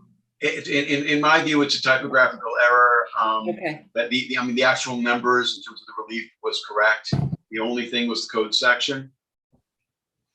And our application and our written notice to all the neighbors was not based on your notice. It was based on what our application actually was. Mhm. So all the Oh, neighbors, okay. immediate neighbors got our request and our application. It was just this inadvertent Okay. typo on that. Error. Yeah, which I presume also went into the, the Southampton Press when they did the, the notices of the public hearing. So, but if the adjacent property owners, the interested properties got the correct section of the code, I think that should cover it. Yeah. Okay. Yeah. Okay. Any other questions of members of the board or Katie? Is there anyone from the public who is waiting to be heard this evening in connection with the application of O'Neill? This is for property located at 2 Tepe Street in Hampton Bays. If you're waiting to be heard on Zoom, this would be the time to let us know by raising your hand. I see no hands.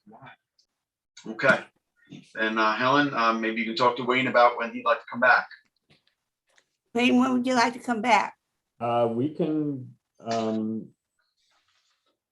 come back in 2 weeks if that's available.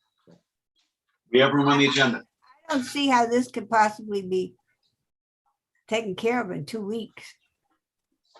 But if that's what you say, you can come back in 2 weeks and then come back again and again and again. Well, I'm not trying to do that, but the information that we, once we saw the agenda notice, we started getting the surveyor and the architect in gear to get us that information. So I believe we would be able to get it within the, a week to get it to you. So that's why I said 2 weeks. But if you think it's better maybe to put it off for a month to December, that's fine. I think that would be better. Well, listen, it's up to the applicant. If Wayne thinks he's going to be prepared, then come Okay, back. I'm open to whatever Wayne says. What do you say, Wayne? We'll have it back, and of course, if there was a problem, I would let you know and have it adjourned. Okay. For the next month, but I believe, like I said, once we saw the agenda, we geared up with the architect and the surveyor to get all that information. They just couldn't get it done for tonight, though. And Wayne, also, just follow up with the conservation board too. If that's easily resolved, then you're going to either have a longer delay or no delay. Well, I think the question is do you need that before you issue your permit? I don't. Yes. think Yes. that's the case. But, It is the case. well, you're making it the requirement then, I guess. It's always been a requirement. That we have a wetland permit before the variance? Yep, a conditional resolution of approval from the conservation board because they may move everything requiring different variances. Again, the garage is outside their jurisdiction, 150 feet from the wetland. But that's what I'm saying. So if you get a letter of non-jurisdiction, then there's nothing to wait for. We don't worry about it. Yeah. Right. Okay, so All right. we'll keep the application open and we will see you. Well, on- on that basis, if you're gonna need that, then we better, I don't know when it's gonna be heard by the conservation board, so why don't we put it for the December meeting, Okay, that would be December 2nd. 2nd? Yeah, and if anything changes, you could let Candace know. Okay, I appreciate it. Okay, so we have a motion. Do we have a second? Second. Thank you. Did we check to see if there's anybody out there that wants? I to did. speak? I did. There wasn't anyone. Aye. Aye. Okay, Mr. DeSessa, Aye. Mr. Daly, Aye. Mr. Tuthill, Aye. Ms. Kern, Aye. Mr. Kelly. Aye. Votes aye. Thanks so much, Wayne. Have a good rest of your night. Thank you, you too. Take care. I wish he was here because he needed relief to meet FEMA, because he's only gonna come back for that probably before it's over. I didn't hear you, Keith. Could you say that again? I said, I wish he was here to get relief so he could meet FEMA with the building. And because he's gonna end up back here again before it's over. Whatever, go on, decision time. No, No, no. we still Yeah, have we Klein. are. Yeah, Klein. One left. Pete, one Number left. 9, number 9. Number 9. Yeah. You remember the basketball. 527 Butter. You are correct. I am incorrect. Oh, All right, number 9 is Jeffrey and Kara Klein, 527 Butter Lane, Bridgehampton, Suffolk County Tax Map 900-52-1-2.1. Applicant requests relief from the following This provisions. is a continuation. Continuation of the public Oh. hearing. Yep. All right, thank you, thank you. Yeah, we're looking for, It wasn't meant to be for me. we're looking for, Richard Warden, and then we have Pam Harwood, who will be speaking after the Pam is presentation. here. Yep, and maybe, Mr. Klein. So Richard Warren, maybe Jeffrey Klein, Kara Klein. They're all coming in. Okay. Okay. I'd like to hear from Richard.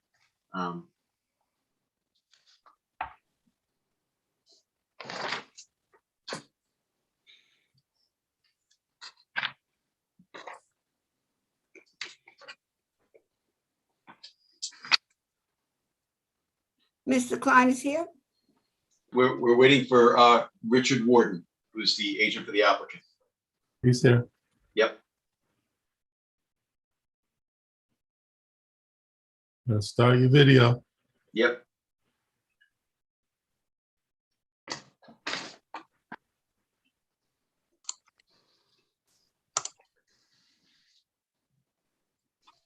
Okay, here we are. Okay, we can see, we can hear you. Hello, Okay. distinguished members of the board. Good evening. I hope you're all doing well. And basically, I'm the agent for the owners who are present tonight. Yes. And I'm not an attorney, so I'm going to swear to tell the truth, the whole truth, and nothing but the truth. So help me God. Okay, I think I previously swore you in. Or Yes. no? I did. Last Okay, so last meeting. last time. So you're still sworn I'm in. still good? Okay, I didn't know Okay. that. All right. Okay. So basically, at the last meeting, there were some requests for documents that we had emailed to members of the board. Basically, site survey showing the different options for the places where the basketball court could go. And that was prepared. Also, the cost estimate for the demolition and the rebuilding of the basketball court, that was presented. And Jeffrey Klein would like to outline some of the details of the history. There was a misunderstanding at the last meeting that the owner had moved out, and then Jeffrey had waited many years to file for the variance again at a different meeting. However, the case was that the neighbor had actually moved out in 2015, right after the previous meeting when she had objected to the variance. So it wasn't a matter of just waiting till she had moved. She had moved out quite a while ago. But another important point I wanted to bring up before Jeff comes in is that the surveyor had noticed that the zoning is actually CR40, not CR80, which is pretty big because according to the CR40 zoning, there's only a 200 square feet encroachment of the basketball court. So not only is it, it's a horizontal element, it's not visible to the naked eye because it's horizontal, it's just like a patio. And furthermore, it's only 200 square feet encroaching now. It's not the 700 square feet. So that's actually, if you look at the survey, the site survey in the upper left-hand corner, it says 1982 file map with CR40 zoning. And I also looked at the Southampton Town Portal and I pulled up the original building permit. It says CR40 right here. I don't know if you can see it, but I highlighted it right there, CR40. So it's very favorable to the Klein family that this is a different zoning situation. But having said that, I'll pass it on to Jeffrey to continue with the details of the history and other points, okay? Hi, everyone. Good evening. Thank you. Okay. Good evening. Jeffrey, did you previously testify? You hadn't. I didn't think so. Okay, so if you can just state your name and address. Jeffrey Klein, 527 Butter Lane, Bridgehampton. And do you swear to tell the truth, the whole truth, and nothing but the truth? I do. Thank you. You can give us your comments.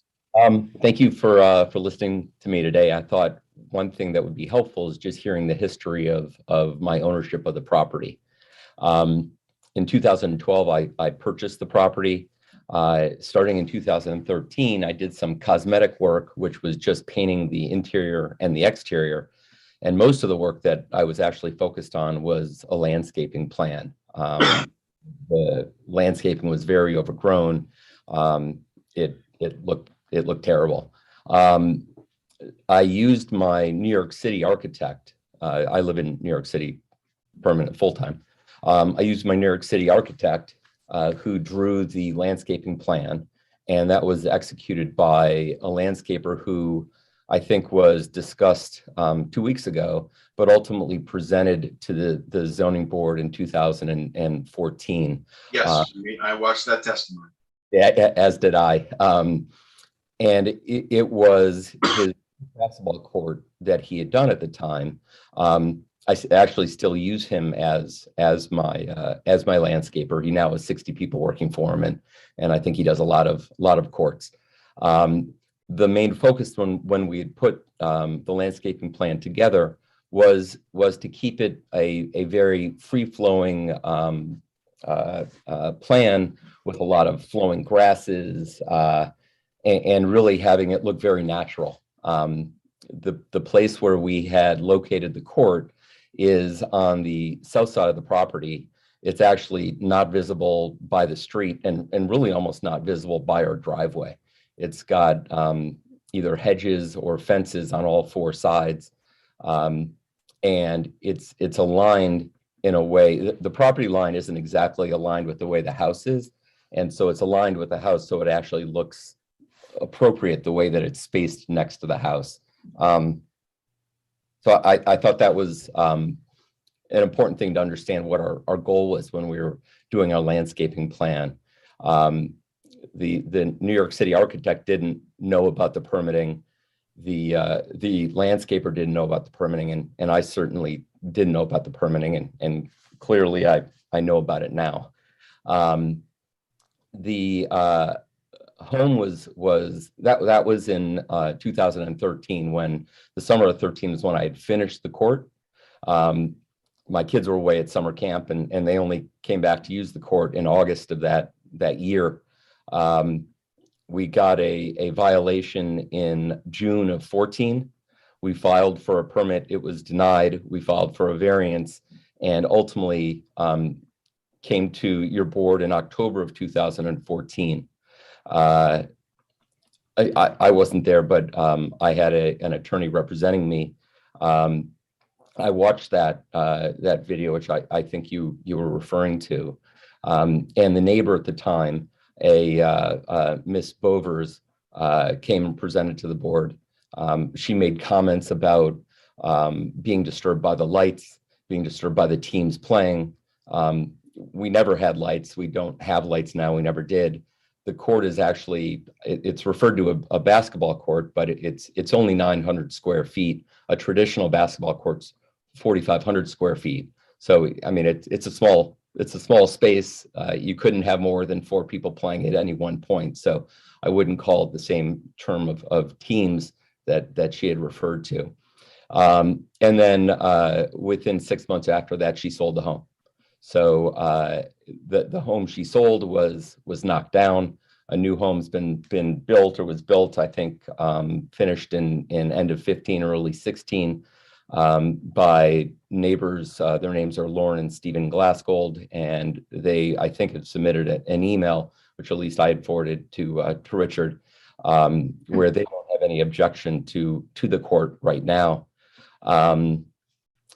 And I think I'll just pause there, because I'm sure you have some questions for me.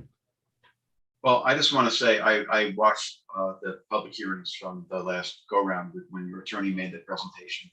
And although it wasn't stated explicitly by members of our board, I think you couldn't miss the fact that our board at the time did not want this court to remain there. We were not inclined to grant variance relief. And I think that's ultimately what happened. I think subsequent to the meetings, I think probably our attorney had contact with your attorney and I suspect told your attorney that there weren't votes to approve this, and that's why it was withdrawn. That's what I think happened. So, and then the question becomes, even though the neighbor isn't around anymore, what is different? What has changed other than the argument about the the zoning classification of this parcel? What else? What has changed to make us see a reason or have a reason to reverse, our at least initial perspective of this? And that's after the testimony of the landscaper who, apparently, he said it was the only I think the only basketball court he ever did, but then he subsequently, apparently he did lots of tennis courts. So we couldn't understand how he could be building tennis courts and getting permits for them for other people, yet didn't think to get a permit for this, which is a shame, but apparently that's what happened. I think it had to do with the depth of the court, or that it was less than a certain depth. To be honest, I don't know. I don't remember specifically. I know it was the first one that he had done at that time, and my architect from New York didn't know. What has changed since then? The community has changed a little bit. The house that is next to me has a court. The one south of me has a court. The one across the street diagonally has a court. The cost to move it would be significant. I did get estimates for tearing it down and for and rebuilding it. Those were significant. It was $33,000 to tear it down, and I think it was $42,000 to put up a new one, plus some additional costs. Obviously, you may not have noticed, but in those estimates, it did refer to getting appropriate zoning and permitting. So he clearly knows better now, and runs a very different business. It's 7 years later. Okay. Well, my perspective on this is that you've got to convince us as to why things have changed, and that we should see this application differently. And I don't know that I'm convinced. I'm not sure whether any other board members have watched the tape of the prior meetings, but some of the board members who are here now were there then. I think it might be helpful. I mean, Mr. Klein just said that there are other sports courts in the neighborhood. I mean, I think that information would be helpful to the board. If you could submit something that says where they are, or did they give variances? Because certainly if the character of the neighborhood has changed, that's something worth noting. And I did just want to say this was written up with the CR 40 setbacks in mind. So that hasn't changed. If it was meant to be CR 80, it would have needed a 30-foot setback, but we wrote it up for 20. So it was advertised correctly. Was everyone able to see the photographs of the vegetation that's very thick around the court? We got that by email this afternoon, I think. Okay. Yeah. So I took a look at it. I'm not sure whether other board members did. I did. My concern personally with basketball courts is more with noise rather than sight. And the basketball, when the sport's being played on the court, it echoes tremendously. So that's one of the concerns I've got with it. But you had indicated in your testimony, Mr. Klein, that the property to the south had a court improved the last application. I'm looking at the aerial photo, and I don't see any. It's black and white, so it's not impossible that I'm missing it, but I don't see it on there. Driveway. So I'm not sure. I'm just saying that they have a court. The one I'm not sure if it's a formal court, if they put a hoop on the driveway. I got you, in the south part, all right. Yeah, and the one directly across the street from them has a hoop on their driveway. The house directly to our east has a tennis court. Is And that a sunken tennis court or a flat surface tennis court? it's sunken. And I think the other point, which I think refers to that CR 40, shows that, as Richard mentioned before, only 200 feet is across the setback. If the court, I think you could look at the survey, and my version of it is so small, I don't have glasses with me. If the court, which wouldn't be easy to do, but I'm just saying if it was turned, it would not be within the setback. It wouldn't align appropriately with the house, but the actual basketball hoop and the pole would be in the same place. And so the noise wouldn't be any different. But the court would be turned in a way that wouldn't look parallel to the house. It would be on a weird angle. I don't know if that shows on the survey. Did you get an estimate on what that would cost? I didn't get an estimate on the turning of that. I just got the estimate on the removal and a potential replacement. Right, and we did get the survey showing, I believe what it was, the conforming location for the basketball court. Yes, So there it can be there done, are it's just gonna cost you money. there are three alternative locations, and as Jeffrey mentioned, one of the acceptable locations is just a few feet from what exists right now. Just a few feet away is acceptable. And so my personal argument would be, okay, so if the main objection is the noise, what difference in the noise would it make if he moved it a few feet over? What difference in the noise would that make to the neighbor's house, which is over 20 feet away? No, actually, it's over maybe 30 or 40 feet away. Okay. What difference? Well, conforming is 20 feet, and what's being proposed or what exists is 11.3 feet. So it's like basically 9 feet. 9 feet. Right, but what difference of noise would that really make for the neighbor whose house is set back also very far? I mean, it doesn't seem like it would make that much of a difference. Well, that's something for us to consider. It really would just be a turn of that side of the court if it was to do the minimal amount of shifting. Got any screening there or anything? Screening, do you have any screening? Something that might cut the noise down. Yes, there's a large privet on 3 of the 4 sides and a fence on the other side. So all 4 sides have some form of protection, but there's a very thick privet between the 2 property lines. I can vouch for that, having seen the property. It's heavy shrubbery. I'd like to see if anybody's here. Well, Pam Harwood is waiting to be heard, so we could actually have her give her testimony. Well, why don't I ask it, because it might be an adjacent property owner, so Pam, bear with me for a second. Is there anyone from the public who's, other than Pam, who is waiting to be heard on Zoom in connection with the application of Klein? This is for property located at 527 Butter Lane in Bridgehampton. If you are waiting to be heard on Zoom, this would be the time to let us know by raising your hand. I see one person, but no hands. Okay. All right, then maybe Pam, want to get your comments. Yes, my Set name this is Pamela straight. Harwood. I reside at 371 Woodland Drive in Bridgehampton. And do you swear to tell the truth, the whole truth, and nothing but the truth? Yes, I do. Thank you. You can give us your comments. Thank you. I'm here tonight representing the newly formed Bridgehampton Civic Association. 8 other members have concurred with the comments I'm going to make this evening. And it regards the Bridgehampton community. We talk here about contiguous neighbors, whether or not they mind, but the community is at stake here as well.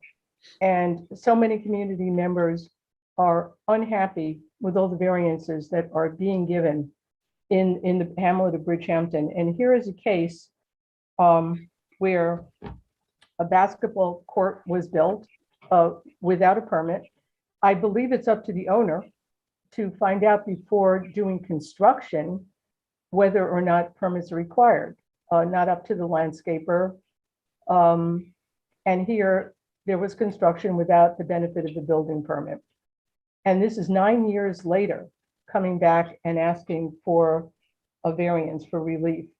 I'm also led to understand by some people who had watched the previous hearing that there was a suggestion on the part of some of the ZBA members that if the owner would find out how much it would cost to demolish the basketball court, that might be a reason for approving a hardship. I'm not sure that that ZBA members should be guiding an applicant as to how they might get a variance. I would think that would be up to the applicant. That's a little uncomfortable. I'm not sure that's a good look. Well, I think, Pam, probably that was something we often ask for as built.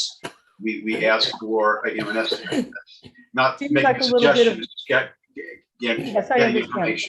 Getting information, that's all. But it does seem to have the appearance, it could have the appearance of guiding an applicant as to how this board might grant a variance if that kind of hardship was proved. But the hardship is self-created. A basketball court was built without the benefit of a permit. It's the owner's obligation to find out before any construction if a permit is required. And if they have to demolish it, then it's a self-created hardship. And I think that more and more residents in this community would like to see the town codes being upheld.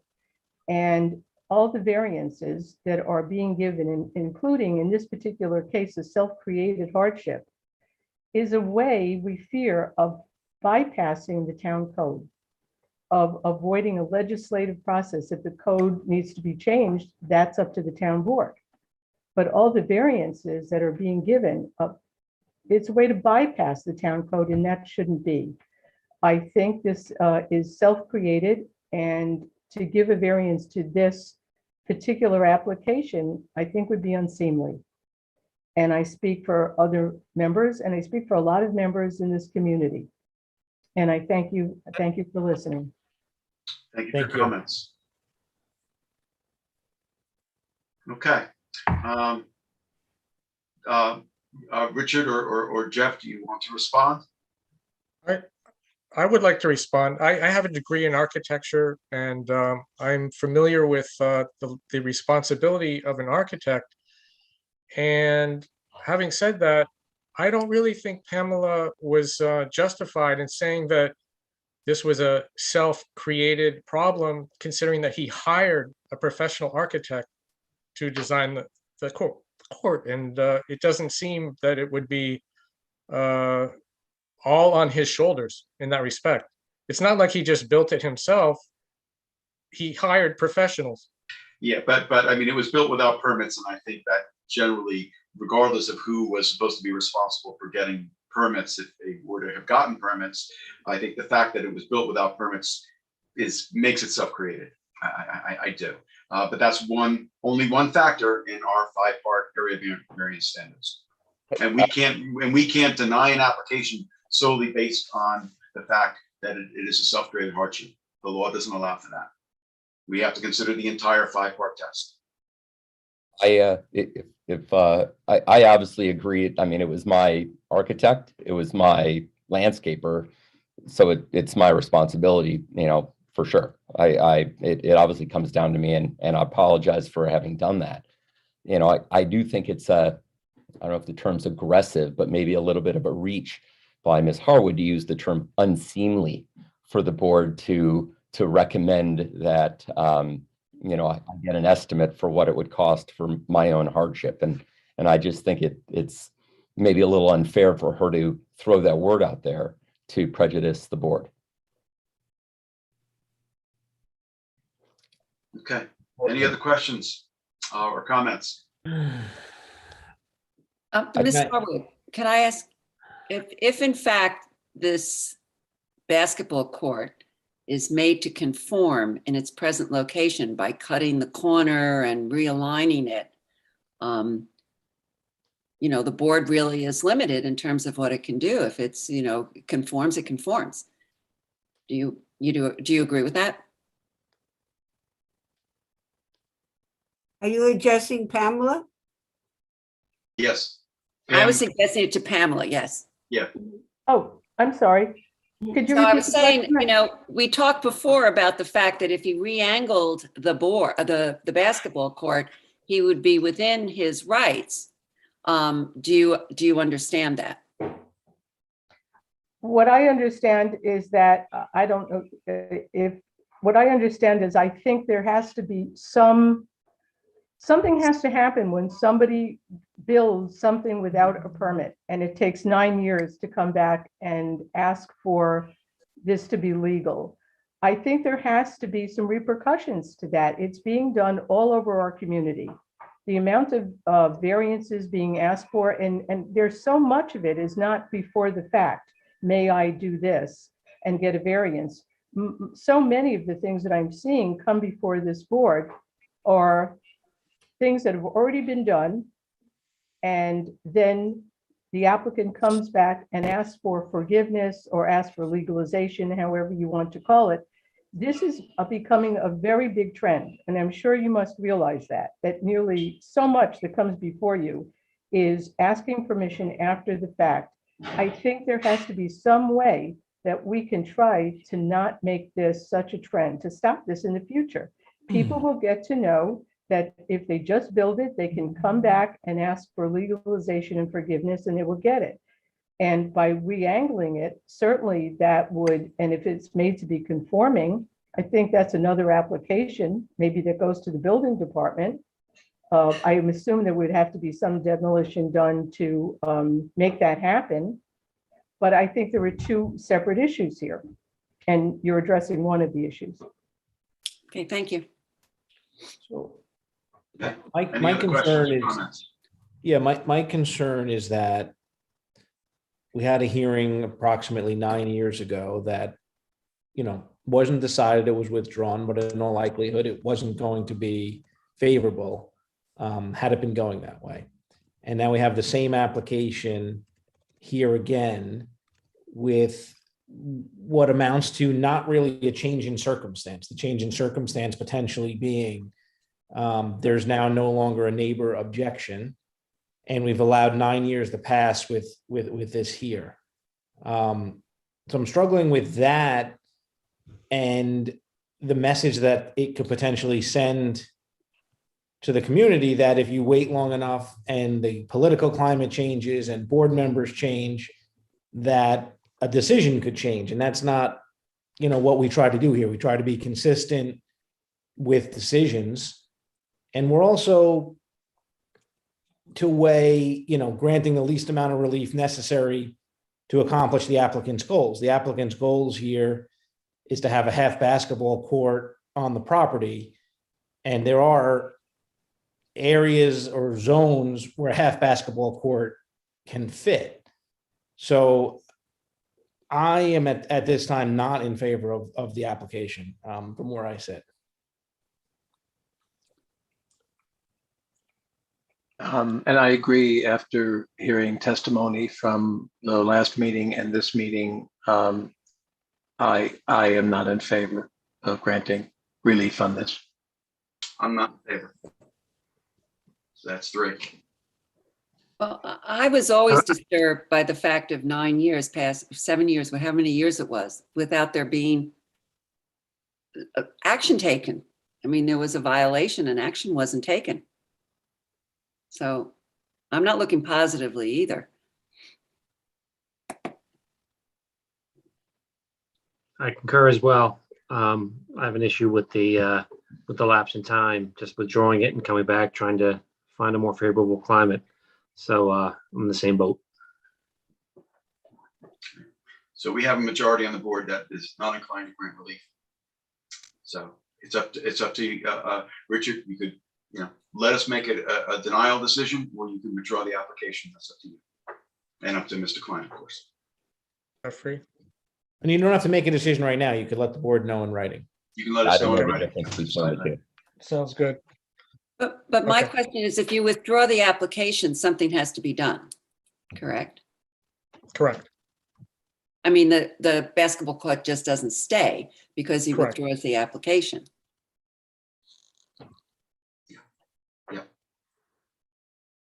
So we want to make sure that this basketball court is either removed or made to conform. Right. Correct.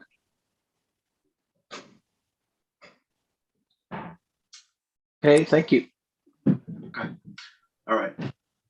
All right. So I don't think there's anybody else. We already checked whether there's anyone in the public who's waiting to be heard. So Susan, this is yours. Do you want to make a motion?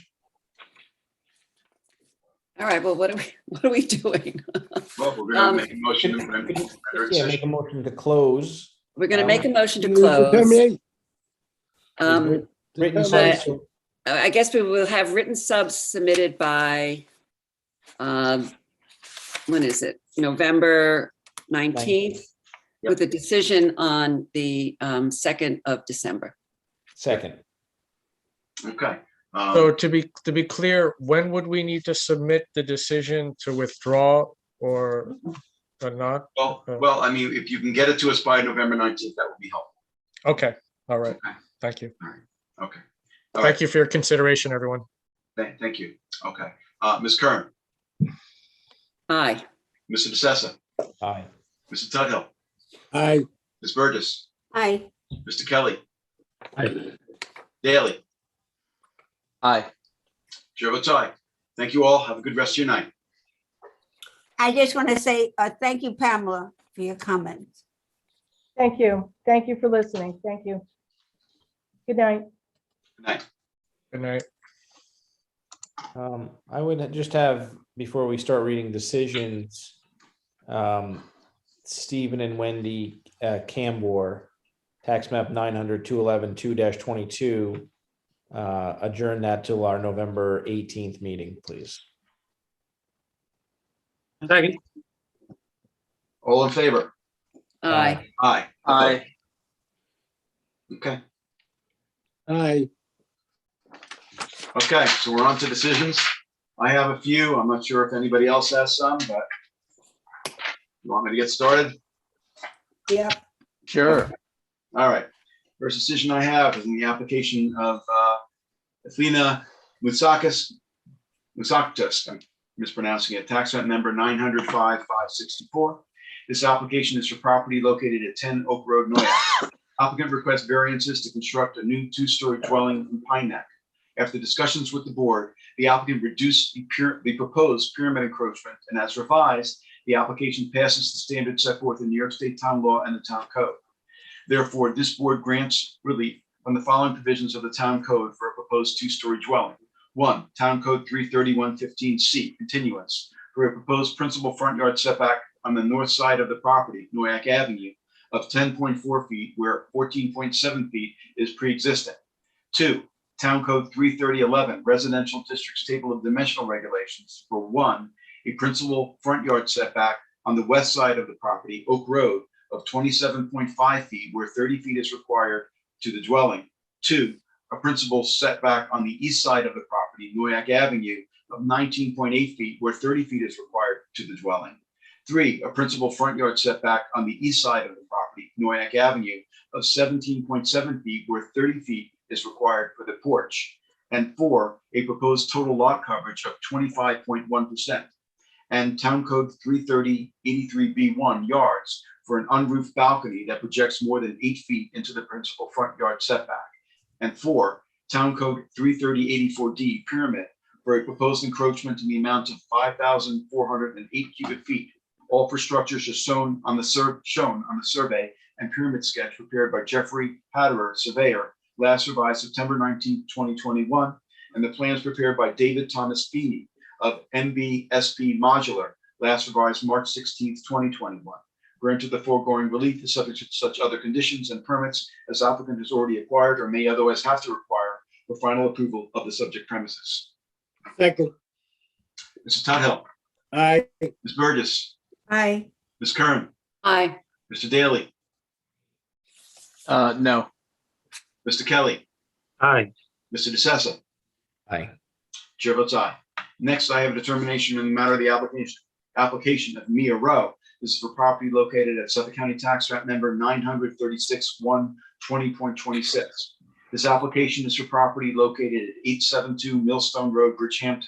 Applicant requests variances in connection with an existing pool, patio, and shed.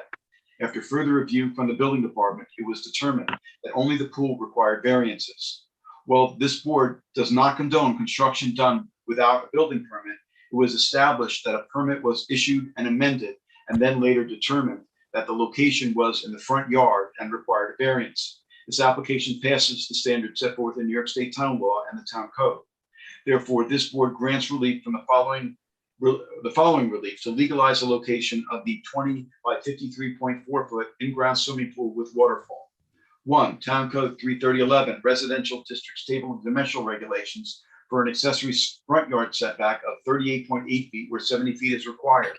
And 2, Town Code 33076D, placement of accessory buildings, structures, and uses in all districts, and Town Code 33083C, yards, to allow the swimming pool to remain within the required front yard for the principal building. As shown on the survey prepared by Russell H. Lewis, Company, last revised August 18, 2021. The grant of this relief is subject to such other conditions and permits as applicant has already acquired or may otherwise have to acquire for final approval of the subject premises, including the legalization or removal of the barbecue spa, outdoor shower, sports court, and any fence or wall over 4 feet. And 2, verification of any and all clearing restrictions with the Department of Land Management prior to the issuance of any certificates for the swimming pool, patio, or fence. Second. Mr. Kelly, Aye. Ms. Kern, Aye. Mr. Tuttle, Aye. Mr. Daly, Aye. Mr. Burgess, Aye. let me see. Yourself. Mr. DeSessa. Mr. DeSessa. No. Mr. DeSessa. No. Chair votes aye. Okay. Next, determination on the matter of the application of Falcon 422 LLC. This is property located at Suffolk County Tax Map Number 981-22.1. This application is for property located at 422 Scuttle Hole Road, Watermill. Applicant seeks variances to re-subdivide a lot and also for setbacks for a proposed swimming pool.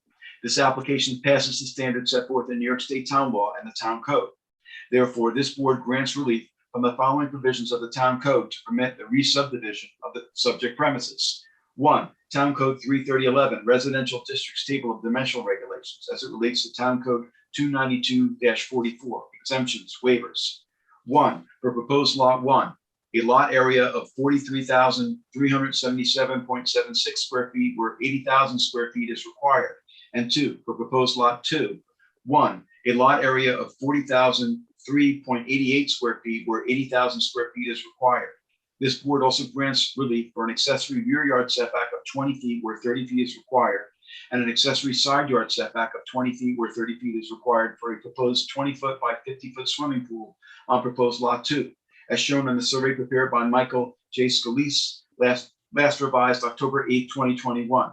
Granted, the foregoing relief is subject to such other conditions and permits as applicant has already acquired and may otherwise have to acquire for final approval of the subject premises. Second. Mr. DeSessa. Aye. Ms. Kern. Aye. Mr. Kelly. Aye. Ms. Burgess. Aye. Mr. Daly. Aye. Mr. Tuttle. Aye. Chair votes aye. Last one I've got is the application of Kurt Stelton Pole. This is for property located at Suffolk County Tax Map Number 981-222.1. Yeah, so just taking a look. It is Katie. The tax map number is the same on Falcon 422 and Stelton Pole. Oh, all right. Let me just get, check out the agenda. It should be in the agenda. On the agenda. Okay. All right. So let me fix that. There we go. So- 900-86-1-25. And that's Stelton Pole. Okay. So the correct tax map numbers for application, decision on the application of Stelton Pole is 986-125. This application is for property located at 162 Hildreth Lane, Bridgehampton. Applicant seeks variances to connect an existing detached garage to an existing dwelling. This application passes the standards set forth in New York State Town Law and the Town Code. Therefore, this board grants the following relief from Town Code 33115C, continuance, to allow the existing detached garage to be attached to the existing two-story dwelling by way of a proposed one-story addition with attached stoop. 1, a principal rear yard setback of 3.1 feet where 36.7 feet is existing. And 2, a principal minimum side yard setback of 12.8 feet where 30.1 feet is existing. These variances are granted for structures as shown on the site plan and elevations prepared by DeSuno Architecture, PC, last dated October 18, 2021. This decision is subject to such other conditions and permits as applicant has already acquired or may otherwise have to acquire for final approval of the subject premises. Second. Mr. DeSessa. Aye. Mr. Kelly. Aye. Mr. Daly. Aye. Mr. Tuthill. Aye. Ms. Burgess. Aye. Ms. Kern. Aye. Chair votes aye. So those are all the decisions I have. Decision in the matter of the application of Donna Cook, property located at 19 Crestview Drive, Remsenburg, New York, tax map 900-168, lot 1. Meets the 5-part test. Therefore, in the interest of justice and for the reasons set forth herein, this board grants applicant relief from Town Code for a proposed carport 330-11 residential districts table of dimensional regulations for a principal minimum side yard setback of 4 feet where 20 feet is required, and 2, 330-84D pyramid height law for proposed encroachment in the amount of 863.15 cubic feet, and clarifies the record by granting relief from Town Code 330-11 for a rear yard setback of 25 feet where 60 feet is required for the existing dwelling. All existing and proposed improvements are shown on the site plan made by Anthony J. Musso, architect, last dated October 12, 2021, which shows all existing and proposed improvements and shows the existing shed will be moved to a conforming location, and that the portions of existing fences which do not conform to code will either be removed or moved to a conforming location. The grant of the foregoing relief is further conditioned upon the applicant obtaining all other necessary permits or approvals by the Town of Southampton Building Department. Second. Mr. Kelly. Aye. Ms. Kern. Aye. Mr. DeSessa. Aye. Mr. Tuthill. Aye. Ms. Burgess. Aye. Mr. Daly. No. Chair votes aye. Do we have any more decisions? Ms. Takis? That one was one of the ones that I read. Oh, I'm did sorry. that, Did I yeah. miss That was that? the first one I read. I'm sorry. Okay, no, I think we're done. Okay, good. Okay, Motion to close. Second. all right, all in favor? Aye. Aye. Good night, everybody. Opposed, thank you, Katie. Aye. Have a good Thank evening, you, everybody. Candace. Thank Thank you, you, Charlie. Good night. Have a good night, everybody. Aye. Won't care. be well. Won't Thanks, be you well. too.